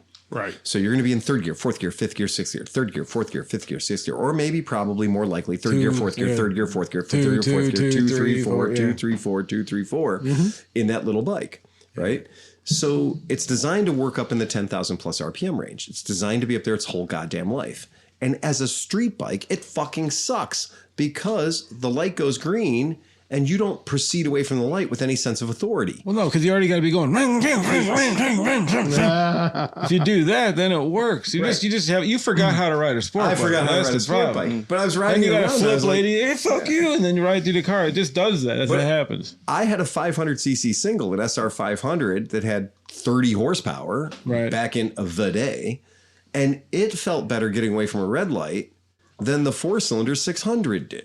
Did somebody re-gear it? Did you check the gears? No. You might want to check. Maybe this dude's like trying to be a highway racer and he fucking up or down. Why did he up gear it for 300? Well, I mean, you know. No, it should still be able to get out of the hole. I mean, it's got a sprocket this big and he wants to be a wheelie king, then it'll go off the light like a house on fire. But I'm saying if it's down, if it's like a 41 in the back and like a, I don't know, 18, 19 in the front. It's also not the first GSX R600 I've ever ridden. I've ridden a few of these and they all leave me feeling the same way. And there's a reason inline 4-cylinder 600s in my household, they don't give you that, this is great, away from the red lights, unless you've got a mountain of RPM stacked up. When I get my race bike painted, I'll let you take it fucking for drive that. it. That Absolutely. fucking thing pulls like a motherfucker. Now again, we also know that your race bike is going to come out of the crate at over 100 horsepower. 129. 129, yay! So with 129 horsepower, then we might have a wee bit more power getting off the line. Yeah, I mean, it is 4,000 RPM. Yeah, it's a better bike than 600. That's surprising that it was that much of a dog, though. It was no fun. And it did not make me feel the way that disappointing that my V-twins and Boxers and all these other motorcycles that I have that have generally motors that are built for torque. And so torque is very satisfying. And for people in my life that have said, I hate Harleys. Harleys are awful. Harleys are gay. Harleys are fucked up. Harleys are awesome. And I'm like, you ridden them? And then they go, I wouldn't ride that no, shit. I hate it. I'm under protest. And I'm like, well, then just go fucking ride one. I've never had and then they go ride one and they go, oh shit, there's torque. Yeah, I've never had a problem with the torque on a Harley. Like as soon as somebody tells you they haven't ridden one, their point of opinion is completely invalid. Yeah. You're like, okay, okay. If you tell me you don't like how they look, cool. You're probably right. You don't like the people associated with. Okay. You don't like the bikes. Oh, you haven't ridden one? You're completely invalid. Like, you've never changed a rear tire on one? You're not allowed to hate them. Yeah, or a belt. So, Phil, I have a question. Go ahead, fire away. So, since having ridden and having sold both now the V100, yes, and the Flying Fortress. Yeah. Well, people are going crazy. I'm getting too many people asking questions about Flying Fortresses. Okay, I don't know if anybody remembers, but there was a motorcycle Moto Guzzi made a few years ago called the MGX 21 Flying Fortress. The MGX stood for 21 because the front inch wheel was a 21-inch front wheel. How big was the motor? It was resplendent. 1400. 14? Same motor as yours. Yep. All right. Yep. And it was resplendent in Italian chrome, aka carbon fiber. I've worked on exactly one, and I got to admit they're kind of cool. Some of them did, yeah. So they were available in redheads. Gingers. One of our friends put the full back dress up kit on it with the slope back and the carbon fiber covers and a partridge in the pear tree and the whole deal, and it looks very sexy. And I'm going to go ahead and pull this image. Is that up the guy from Great Lakes Cheese? It is. That is our friend. Yes. I'm not gonna lie. They're amazing. I would never want one, but they look great. Okay, go ahead and throw that up, Sleepy. So this is the prototype. And what I have to tell you is, aside from the giant solid disc front wheel, which they Bat did, bike. Sean's right. It is the Bat bike. Well, they did kind of keep it. And then this is the whole carbon fiber tail section. Oh, it's amazing. Right? It is amazing. It is absolutely amazing. And I've never been so careful putting on a set of side panels on the vehicle, because that is 1.5 acres of carbon fiber, and anybody can see the problems with that much carbon fiber. Ugh. It is a beautiful bike. But power delivery is the V100 compared to this Flying Fortress motor. It's different. The V100 it wants to be up at 10,000 RPM. This thing wanted to be at 3,500 RPM. And that's the thing, is the new Moto Guzzis are such a different animal. It's a very different motor. It's totally different. It is the most psychotically comparison. The difference between the 1400 motor and all the other ones. This is just what they look and that's like a difference of what, 8 years? Yeah, 2018. So right? that is not even a huge so 7 leap, years. but yet Moto Guzzi has leaped that far in 8 years. They've just changed that idea, man. They just go ahead and you can throw that one up. When Sleepy. That's was what they look like when was in real life. Guzzi's 100th anniversary? 1921 to 2021. So okay, so right after COVID. I wasn't there for it. So there's the bike, what it looks like in the wild. They're really cool bikes, and I've sold a bunch of them, and I do like them. I do think they're cool. Somebody cut slots in the wheel of that one. Well, so this one, I'll tell you, fat boy owners out there, there is a problem when you have no air allowed to go through your front wheel, and it becomes kind of a rudder. Isn't that called Kansas? Well, yeah. But the problem is when a giant 18-wheeler goes next to you, Oh yeah. your bike tends to just be a wall, Right. And so then the bike wants to go places you might not want it to go. I will say that bike, when it came out, it was it was a $21,000 clown car. When this thing came out, I was like, oh. But this is... And it comes with audio, by the way. It came from the factory with audio. It came from the factory with all the bells and whistles. It's extraordinarily great build quality. You do need to take the back wheel off to fill the final drive. So, and that's not a big deal because the final drive oil ultimately should last I thought forever. you were going to say to air up the tire. No. But I'm going to say, if you don't own a lift and a center jack on your lift, that changing the rear tire in this, No bueno. Well, this is why when you said You you're ain't doing that this on the is side of the because road. I honestly hadn't followed Moto Guzzi since I left New Orleans. Yeah. And when you told me you were getting Guzzi again, I was like, oh god, we're gonna get like that. right, the Callies. And the crazy Right. and the 1400s. V11 and the weird stuff. And then I saw the new lineup. I'm like, no, this is different. This This is is new. totally different. The new Guzzis are totally different. And it's than a the old ones. weird change. Yeah, if you pull that image up and you see how much carbon fibers on that bike, it is an obscene application of carbon the fiber. whole bike might as well be. Oh, dude. But is it the fake shit or No, is it's it real is carbon it? fiber. Okay. It is absolute 100% real Italian chrome. Okay. And it's the funniest thing because you're like, they put carbon fiber on places where there wasn't even metal before. It's not like they made it lighter. They added carbon fiber to it in somewhere that there didn't need to be stuff. Where there weren't even places. No, there weren't. And Chris, if you look at the front wheel of that thing, there's a normal motorcycle front wheel under there, a 6-spoke wheel, and they literally put carbon fiber cloaks. Yeah. They Oh, put- you're right. They put carbon fiber stealth technology It got silly. on the wheel. It's like a Huffy bicycle. It had a card. Trail Thunder. Remember the Bandit? Remember the Bandit? The Bandit, the Trail Thunder, the fake wheel discs that were plastic and screwed onto the wheel by the spokes. Oh my God, I can smell that picture. Damn. Yeah, it was 2016, 2018 when that one came out. We were still dealers then. That is literally why when you said you were getting Guzzi back, I'm like, God, what disasters are we going to end up with? They've totally healed themselves Because from that. I mentioned the V9 Roamer, and you're like, oh, fuck no. No, fuck no. We're done. I mean, they do still sell that one, but we're probably not going to have it at the shop. Sean wants to know whether we've been liquid cooled here for the evening. Yeah, we have been liquid cooled. In fact, We are high speed, low drag. No, I didn't see the V9 Roamer on their website. You guys It's on need their more website. of this stuff. Okay. I refuse to- That's a liquid cooled we need some more Shanky's whip. I know that. Good God. Shanky's whip. Shanky's whip. We have to save some for Sean next week. I like this being a provocateur. This is fun. Man. You're an enabler. That's good. Yeah, it's a pretty rad thing. So yeah, that's something. Oh, Do Suento Tributo. Okay. That is a good name. Yeah.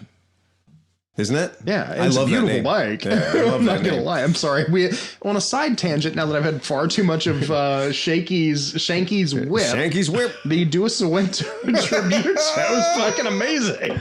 Okay. Now. Pete, Yes. do you want to talk about your trip? As the sober person, Yes. Like from 9 hours ago? No, that's all right. There's adventure riders get together. It's called the Fool's Ride. They used to have it like closer to April Fool's, but the weather was not real dependable in Ohio at that time of year, so they moved it to later in the month. But the guy that put it on runs a place called Appalachian Adventures, And there was about 200 of us. It was down by Steubenville. It was actually down by Swanger's place. I was going to say, it's literally yeah. It was in Richmond, Ohio, is where it actually started out. We rode down Thursday, and then Who's we? Actually, I rode down by myself, but I met guys down there. Nolan had his trailer down there, so I didn't have to sleep in a tent. And then, oh man, how's Dave doing? He's doing well. He's doing real well. Yeah, awesome. And then we rode all day Friday, all day Saturday, and they had different rides for either whether you're on a dual sport or you're on an adventure bike. And I got to tell you, when I rolled in there Thursday, there was a group going out Thursday. It was kind of more of an impromptu ride, but I didn't see a single adventure bike in the crowd. Oh, you didn't? I saw all these like hardcore enduro bikes, right. You know? And I was like, man, I'm out of my element here. These guys are like covered in mud. I'm like, these guys are a little more hardcore than I was counting on. And were you on the 900 or on the? I was on the 800. On the 800, yeah. right, But as it turned out, the adventure guys were already out for a ride. Oh, it was like it was a shakedown ride, like a 50-mile ride or something. And this other group was just queued up, getting ready to leave. So they left just after. I've been there like 10 minutes, and they all rolled out. And then no, they fed us down there. Had a lot of nice door prizes. What else? A couple of seminars. Good people. Did you win anything? Won a couple things. Won an auto clutch setup. Oh, you did? But then it's from a company in Rootstown, EFM Clutches, which is Rootstown's local to us here. And they're kind of more like a, I don't know. I don't think it's going to be appropriate for what I ride, this auto clutch, but it was a valuable prize. It was the grand prize there. Oh, really? Yeah. So. Oh, dude, every show this dude goes to is like, yeah, they give me another bike and something else, and I went here and I didn't have enough room to bring all the prizes. So I won an entire bike, but I had to leave it behind because it wouldn't fit on the bike that I'm riding. Yeah. So now it's pretty clear. I mean, I've seen, if you go to their site, it's called AppalachianADV.com. Yep. That'll get you to the site. And if you go check out the site, it's really cool. But you're right. There does seem to be a hell of a lot of dual sport. There's a lot of small bikes, and it might just be the way they're lined up in these pictures. But I didn't see too many bikes over 400 pounds. Yeah, well, they were there, but the pictures you're looking at there were probably last year, and it was probably the rides that were going, the dual sport rides. So they had like whether you wanted to be hardcore or whether you wanted to be like just ride gravel, or if you wanted to ride a little bit of trail, a little bit of gravel, a little bit of mud, whatever. I went in the intermediate group, I believe it was called. Okay. I wasn't interested in falling down too much, though there was plenty of opportunities to fall down, I'll tell you. We had some water crossings. A couple guys went into water crossings pretty spectacularly. I took the bridge after I saw the first guy really to go in like head first. Nice. And it rained all weekend, so there was a lot of mud, which was good and bad because it was bad when you're in the muddy farm tracks because it was slippery, but when you were on the gravel, there was no dust. Right. So I'll take that trade-off. So you'd rather go for the slippy mud and rather than just be choked out? Yeah, because when you're riding with 15, 20 other guys, depending where you are in the lineup, if you're anywhere from like the fourth or fifth guy back, you're going to be choking on a lot of dirt. Oh, yeah.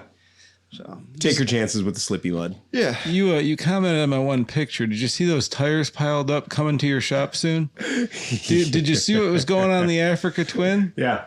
Road tires. Road tires, baby. My adventure dream is over because of that, dude. I thought about being out there and falling over, my knee exploding or something. Like, adventure riding is so awesome in your head until you're like 20 miles in the woods and your knee starts creaking and you're like, motherfucker, this is a bad thing. I've worn 700-pound bike on a 45-degree angle trying to follow a dude with one leg who's faster than you up the motherfucker. About that guy in particular? Yeah. So I built a KLR, just covered it in SWMoTech stuff. Again, thanks again, Kevin Nixon. Right? Covered it in bright yellow, fuck you, go away SWMoTech stuff, which looks perfect on a green KLR. Newer generation KLR. I was like, what could possibly go wrong? I'm going to put all the great stuff on it, load the bike up, set the lighting up to be a good woods bike. Basically, if I go out somewhere I shouldn't be, I'll have plenty of light. I'll have plenty of time to get back. I was pretty happy with the overall setup of the bike. Rode it on street for a few miles, got the hang and made sure everything was good to go. started taking it out by my house. So where I tend to ride is I ride down the CEI power lines from Avon Lake where it touches the water all the way south down into North Ridgeville, and I follow the power lines as they go south from CEI power plant. This area of land is very unimproved. It's basically do not go there. It's Homeland Security. There's power lines. You don't do that, right? But it's the only off-road riding I have within 5 miles of my house. So I just jump on there and I just ride down. And basically, I've only had a couple of interactions with the police. I pull my helmet off. They see I'm an old man. They leave me to fuck alone, right? They go, you got a license plate on your bike. Use it. Get off the fucking dirt. You're going to hurt yourself. I rode that thing maybe 4 times. Fell over maybe 9 times. And decided I did not like picking that bike up. And just like, I was like, you know what? I've been riding KLR 650s my whole life. I've gone crazy places with KLR 650s. But that was a version of me that was younger and more powerful. And also bent and didn't break so easily. So this version of me, this 50 plus version of me, does not like riding off-road with KLR 650s. Turns out, as I got older, the bike became worse at its job. And the KLR's job is to do everything poorly. It's not don't listen to anybody who's like, KLRs do everything okay. No, KLRs do everything like they just do it. And then you have great. An operator that is now poorly, and the whole fucking situation falls apart. The BMW GS is the Swiss Army knife of motorcycles. The KLR is the dull Swiss Army knife of motorcycles.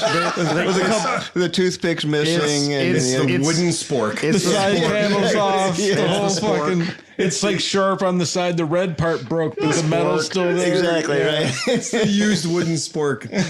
I don't care. I fucking love them, and I've ridden them all over the place. Exactly. And I have probably... Now, this is going to be the actual telling tale. I'm going to bet you I've logged more miles of actual adventure riding on a KLR than any other motorcycle I've ever ridden on. Then I know you will know this question and to the penny or point. Yeah. At what speed does the KLR go? Depends on how much weight you have behind you. Okay. How much weight's in the milk crate? Exactly. It depends on how much recycling you're bringing home. So there's you got a 10-mile-an-hour gap. It could be anywhere between 70 and 80. She evens out at 80. It could be anywhere between 70 and 80. Hey, if you're behind a rig, it gets better. It gets weird. At some point, though, what do you do is you push through. I was going to say, you push through the wobble till it planes out. Yes, you push the wobble. You push the wobble until it planes out. You know, if you can tuck in behind a rig, it's amazing. Yeah. If the wobble's at 63 and you can't live that way, put 5 more pounds of air in the front tire. It'll be 70. It'll be fine. And to get with a 64 is even better. Take anything you have out of your top cases and your luggage bags and everything in the back out of the back. Take everything you can move to the front of the bike, move it to the front of the bike, and that will make your freeway riding a hell of a lot more enjoyable. You know, I mean, tape shit to your gas tank if you have to, because it is so easy to rear load a KLR, and the more weight you put on the back. I went to a place one time. I'm not going to give too many details, but I ended up having a female human on the back of my KLR 650, and it was virtually unrideable. Wait, I'm going to hip everybody. The kids call it a backpack now. Oh, really? Yeah. So you had yourself a backpack. I had a backpack. We are hip now. See, I just dropped some shit. Uncontrollable. If you could read this shirt, the backpack fell off. If you can read this shirt, the R2 unit fell off. It was terrifying. And at some point on the ride, we had to get up to like 65, 70 miles an hour. And I wasn't cool at 35. And every time I'd leave the light, the front wheel would go airborne, like guaranteed. Because I had shown up loaded. How thick was this friend of yours? Okay. All right. Phil's backpack was Her heavy. nickname was Ballast. Maybe duffel bag, I guess would. Anyway, long and short of it is, with the 2 guys in the room who know what size duffel bags are supposed to be, everyone else is like, duffel bag, you mean like a gym bag? And we're sitting here going, no. Much larger than a backpack. Much larger than a backpack. Carry-on luggage versus check luggage. Look at this. Versus 2 adult bodies. Dude, our government is so good at programming. You said 2 words and you both were like, Yeah, exactly. Army, who are we going to kill? It was just we just knew. We knew that thing was like it was more of a duffel bag, and he knew exactly what I meant. He's like, something you don't want to put on your back at all ever. Never. Like, it's got backpack straps. Shouldn't. It should just have wheels. That's it. It's heavy. It's lumpy. It's heavy. It's lumpy. Woo. Hard to motivate. Yeah, all the above. Okay, so that's cool. So what do you think? I mean, that's quite a run running down to Richmond, Ohio. That's a fairly decent ride on its own. How many miles do you think you covered down there? It was like 150 down. I didn't go direct. I kind of took a circuitous route getting there. And then I think I rode 300 over the 2 days I was down there. Oh, you're down there. Okay. And then, 150 back. So it was a 600-mile weekend. And what were the accommodations? Because I'm curious about that. Well, I slept in Dave Nolan's camper, but there was plenty of people that were tent camping. There were some other camping units there. Mm-hmm. But I was surprised at the turnout, too. There was people from Pennsylvania, New York, Illinois, Indiana, Kentucky, West Virginia. It like drew a pretty sizable crowd. I was pleasantly surprised that people had come from. I thought it was just gonna be like local people. Yeah. And, so people did show up and camped with the shit they brought with them, like literally tents on the bikes kind of thing. Yeah, some people, the guys on the adventure bikes would come in, self-sufficient. Yeah, what I call going primitive. Yeah, and then the guys that were on the enduro bikes typically trailered in and either had a vehicle to sleep in or brought camping setup with them. Oh, that's cool. That's very cool. Yeah. Well, that's pretty rad. There is there is a BDR documentary that takes place that you should be aware of. It's called the Southeast BDR Expedition Documentary. They played it down there. That's what Saturday. I was understanding, that they were going to show that at the event. Yep. That's their newest route, I believe. Okay. So that's something that exists, the SE. So the Southeast BDR Expedition Documentary. That's coming up. So the BDRs now connect from the southeast, which starts in the panhandle of Florida, say Pensacola, or the environs there, connects to the mid-Atlantic in Damascus, Virginia, which then gets you up to New York State, where you can pick up the New England BDR. So you can now go from the Gulf of Mexico to the Canadian border on BDRs. Wow. And it's...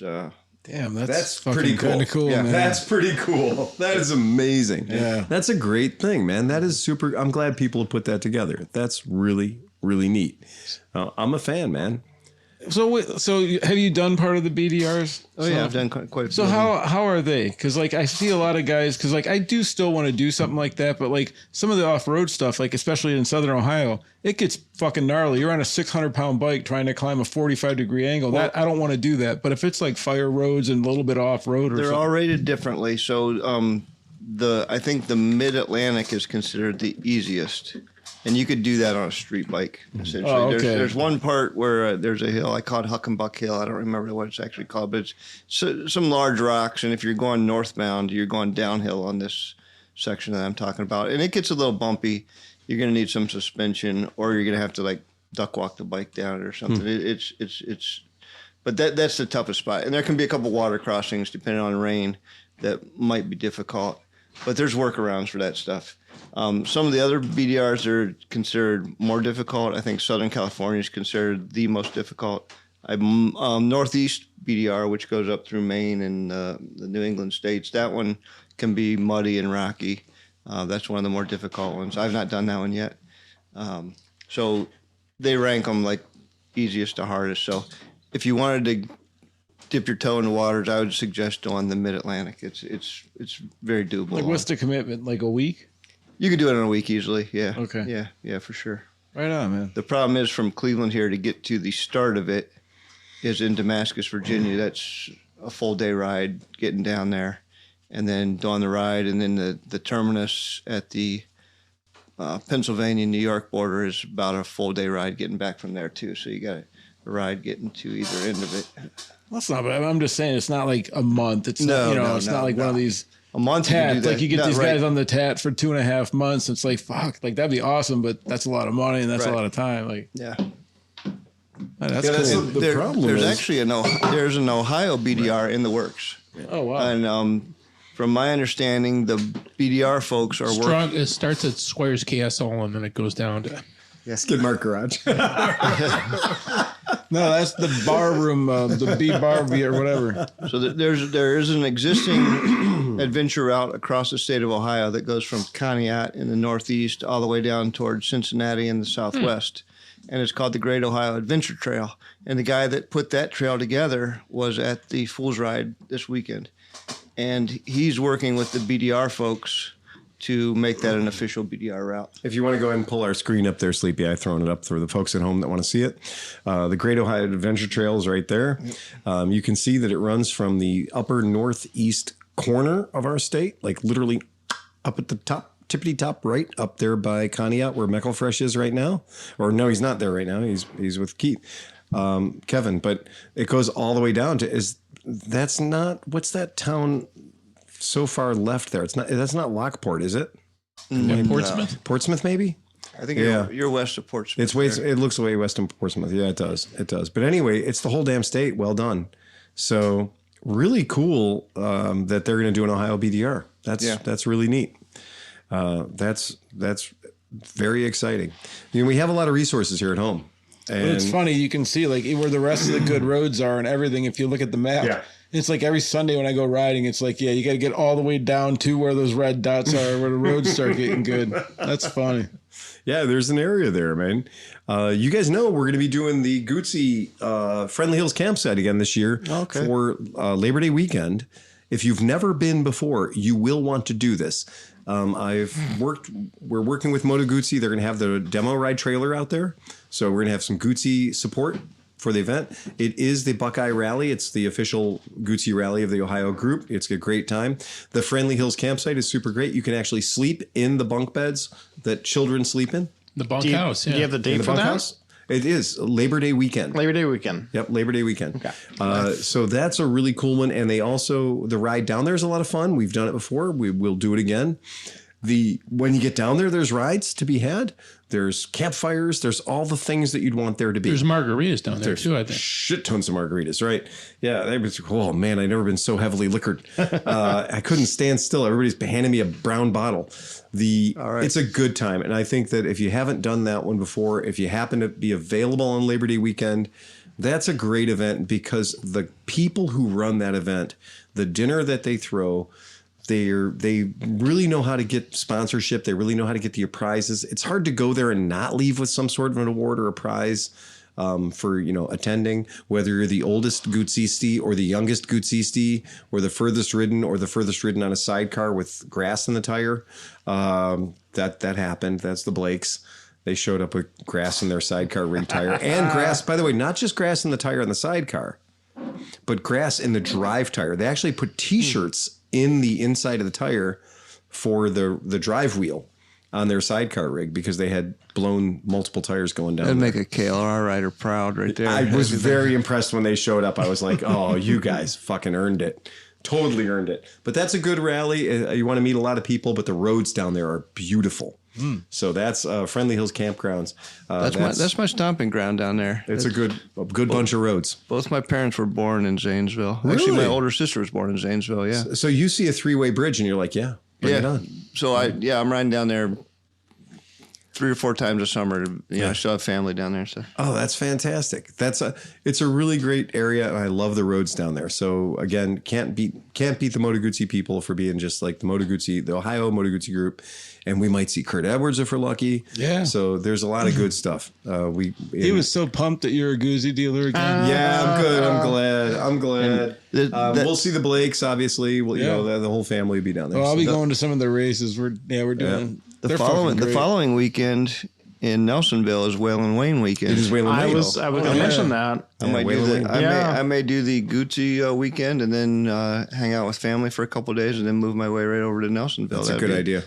Full week right there. That is a good idea. Because let's see, what was her name? Andrea? No. So Waylon Wayne, they have presenters. Yeah. And a couple of years ago, when I was still in New Orleans, Liz Funk she used to be out of the Keys. did the solo ride from Key West up to Alaska, and she's presented a couple of years at Wayland Wayne, and she got stuck in New Orleans one time, and I managed to cobble together a alternator belt for BMW. Oh, jeez. And so it's really funny. I'm like, oh God, you're like 2 hours away, because she hung out for a while and she was really cool. Yeah. And I'm like, what is going on with this BMW? Because her speedometer's all fucked up. Right. And it shows like 10,000 miles. I'm like, this bike has not got 10,000 miles. Right. And so she was there for a couple days hanging out in New Orleans and having fun. That's good. And then I managed to literally cobble together a Dayco belt for her alternator that she's probably still running. Probably still running. And had this, and she's been working on this, oh no, I rode from the Keys. And there's pictures of her on the Wayland Wayne Facebook at White Sands and everything else, and going all the way up to Alaska. I'm like, oh, cool. Liz. Awesome. And everybody always talks to us. They're like, well, why don't you have any women on your podcast? And I'm like, no, this is totally somebody that would be like all cool with hanging out. Again, we haven't turned any away. Yeah, exactly. No. Nobody's actively said she can't show up ever again. Right. And then last thing, we were talking about boxers. We were talking about BMW motors. Now I'm a brief guy. We're talking about, the R9T. We're talking about all these motor, like the bike and the motor transportation system. Yes, we need to pull this up for the folks at home. Steve alluded to this a couple of weeks ago. The fine folks at Benda Motorcycles that brought you the Chinchilla 750 and the Napoleon Bob. I shit you not, that's what they call their motorcycles. We saw them. Also have come up with I can only call a BMW so cute. R9T. But what bothers me about this... It's like a 2T, though. It's like a little guy, right? Okay, what kills me is these cylinders... Look at the air. Look at what's going into the top of those cylinders. Plastic. There's giant, huge intake tubes. It's like an elephant's trunk. It does look like an elephant's trunk. It looks like Tweaky from Buck Rogers' arm. I've seen that on like a dresser somewhere. If you look at the right angle, okay. There, like that could So you know what really kills me? Yeah. Beyond the huge tubes going to the top of the cylinders, those are conventional forks with plastic covers. So we saw those at the AIM Expo. So at the AIM Expo, we saw these things that look like Paralever, Telelever, Ripoff. Yeah. Earl's. Oh yeah, Gilder. But they had some weight to them. It wasn't like just a little there was. No, it was thick plastic. Yeah, I was gonna say in that 3D. But they look like girder forks. In that 3D image, it is totally an impression of a girder fork. Well, that's exactly the same front end that's on the. Yeah, because the picture that I've seen, that's part bin C if you want to build a new motorcycle. That front end you're looking at is on the Chinchilla. Okay. Yeah.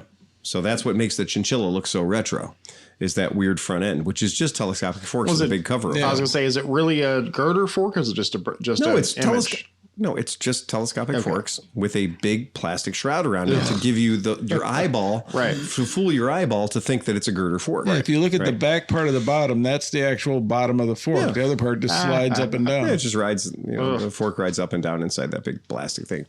But now here's the part I had trouble understanding, because I'm pretty good with spatial relations.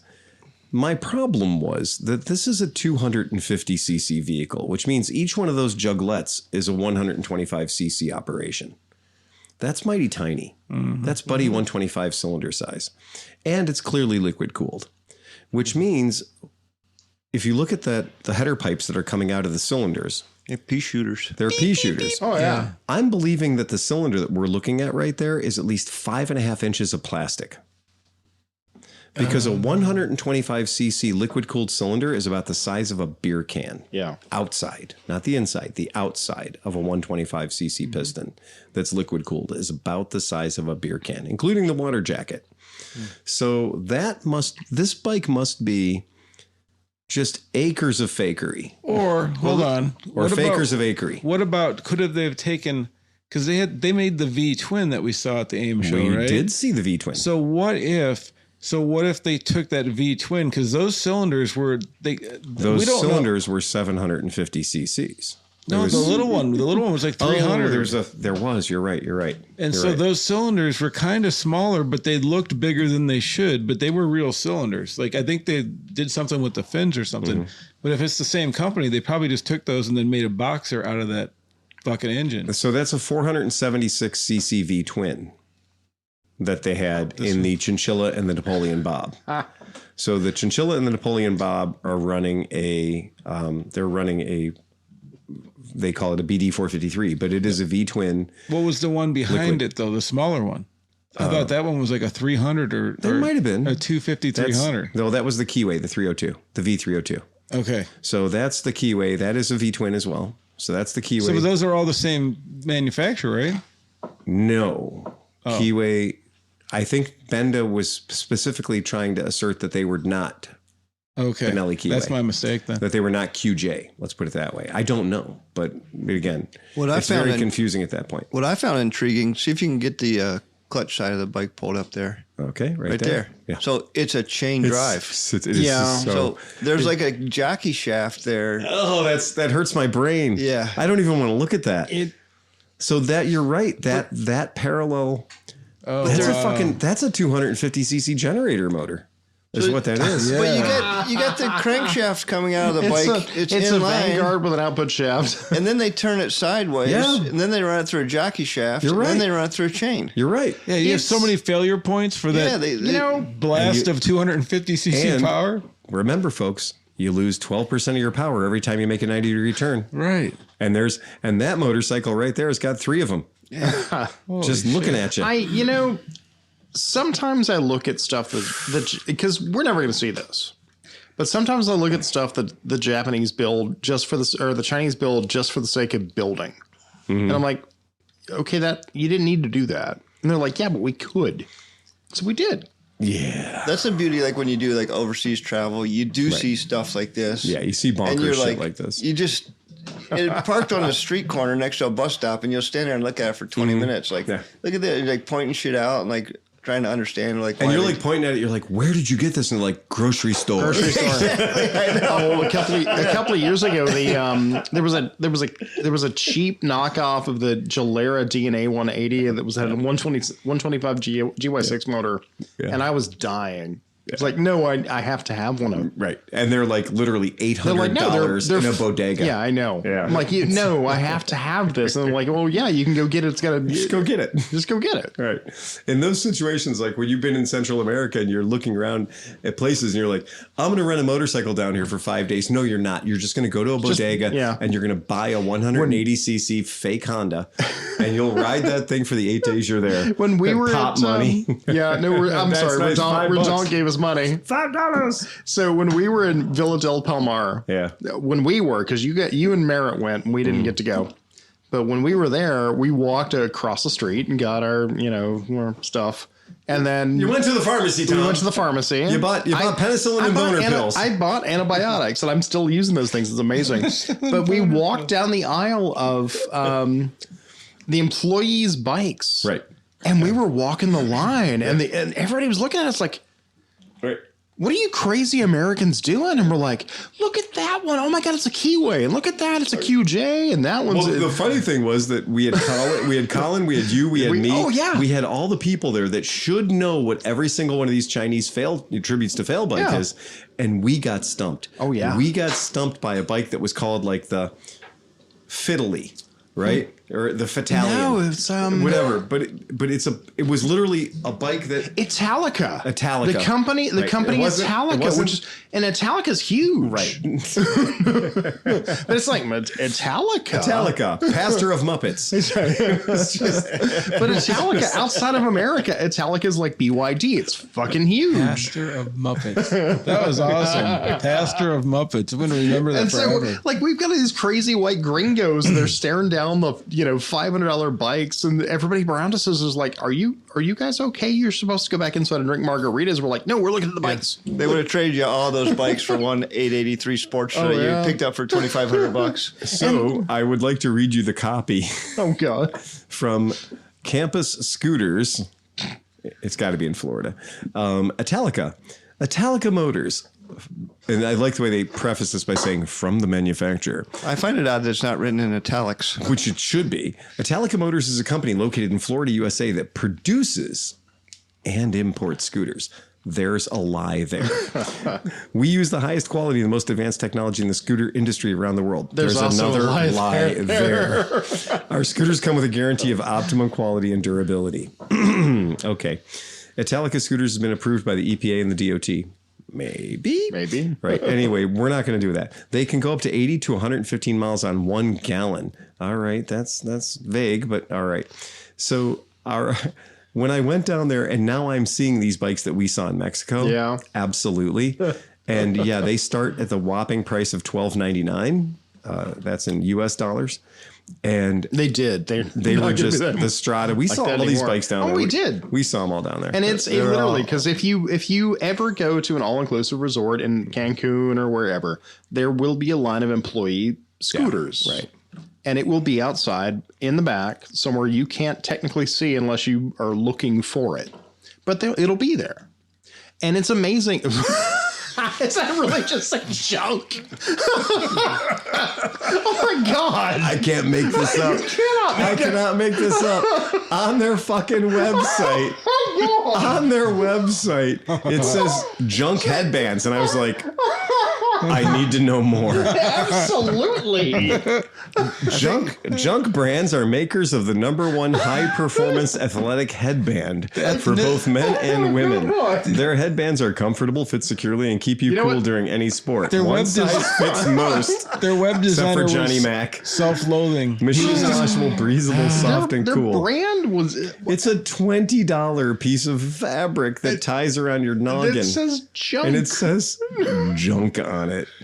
Oh. I thought it was something that you put in your pants. Their Air Force Collection one is free. That's cool. But the long and short of it is junk. They're selling their junk on their website. They have Scooby-Doo junk. A whole bunch of them, Sleepy. I think we've killed Dan. Dan is dying over there. Oh, man. Okay, I'm just going to let this fucking marinate for a second. You can buy junk on our website. Junk head. You know what? And you know what? Junk headbands. By the way, so where do you put this?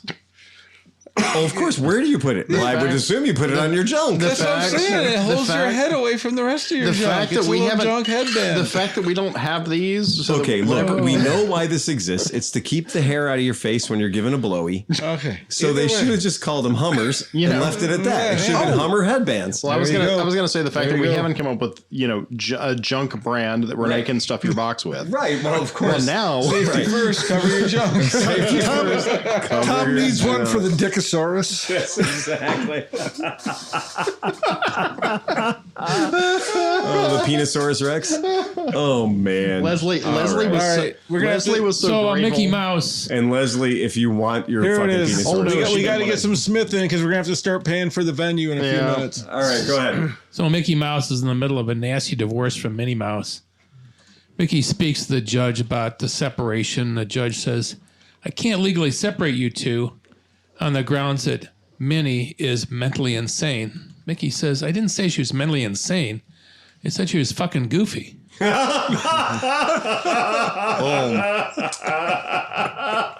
Sorry. That one's for free, folks. We're not going to charge the $10 for it. Look who's wearing the Disneyland shirt back I there. know, right? Hey, look at my cock. And and knowing Tom, there probably was some Alan weird Tudyk. Disney sex down there. Like he probably did fuck like Princess or some shit. No. Have you not seen the picture of me with Kylo Ren? Yeah, Kylo Ren. Oh, he fucked Kylo Ren. Okay, Kylo Ren it was was one of the people. Whatever. Yeah, Kylo Ren was just like, we're gonna make this We're guy gonna part make of the this guy act. part. I think. Have you seen the Simpsons Goofy Golf episode? Okay. All right. Anybody else? Yeah, I want to give a quick shout out to a couple listeners. Go right ahead. So my daughter works in Cleveland Public Schools, and somebody at her school was riding a scooter, had a ClevelandMoto tag on it. The guy's name is Terrence Berry. Oh yeah, Terry Berry. And Terry Berry and his son Henry. Henry Berry wants a scooter too. Yeah, and, he's ready. But we need to come up with some beginner tips for the berries. That's a good idea. Don't die. He had lots of questions for my daughter Hannah, and then she mentioned that I was on the podcast, and I guess the guy was like doing backflips, and so kind of a big deal. She wanted to know that we could get a shout out to him. The berries are cool, man. Shouting out to the berries, and we're going to have something for you in the future. Excellent. I love that. That is. She said he was locking his scooter up at Cleveland Public Schools, like Pee Wee Herman chaining his bike in Pee Wee's Big Adventure. He pulled out all these 16 chains. And like, nice. Sleepy, you want to throw this one up for the crowd at home? Yes. All right, you can throw that up for those We guys. don't have a John. There's no. It's okay. We'll get it. So there we go. So there's our. That's one of our art submissions we got from the Cleveland Moto podcast. What's the SAE wrench for? I have though? no idea what that means. What's that mean? You know, I feel like instead of born to ride, it should say take chances down the middle. But it's just no idea. SAE is standard, right? I'm joking. Okay, Yeah, no, but like, what do we ride that uses it? Nothing. No, but you know they're adjustable wrenches. That's what makes it funny. Is there an SAE adjustable and a metric adjustable? I There's a fucking deeper joke in there, man. Yeah, come on, get with it. There's a deeper joke in there. That's fucking good. No, I feel like change the SAE it's and a the metric. left-handed adjustable and a right-handed adjustable. Ride fast and take chances, and I'm in on this one. Well, and also we do talk about Harleys and metric bikes. That's true. So we can work on all of them. Oh, it's fucking brilliant. I'm just saying I don't have any SAE adjustable wrenches in my garage. All right, so fuck you. Hey, we you can know talk what? like art people. It has layers. It's like an You know what? onion. You know what? I like all it. of my adjustable wrenches are Whitworth. That's right. Smith's ready to go. All right. Smith's first, Johnny, when you need All him. right. In case there's, Who's in gonna case play you us didn't sleep out? enough through this one, I'm going to remind folks to ride fast and take chances. Play us out of here, Sleepy. Ba, ba, ba, ba, ba, ba, ba, ba, ba.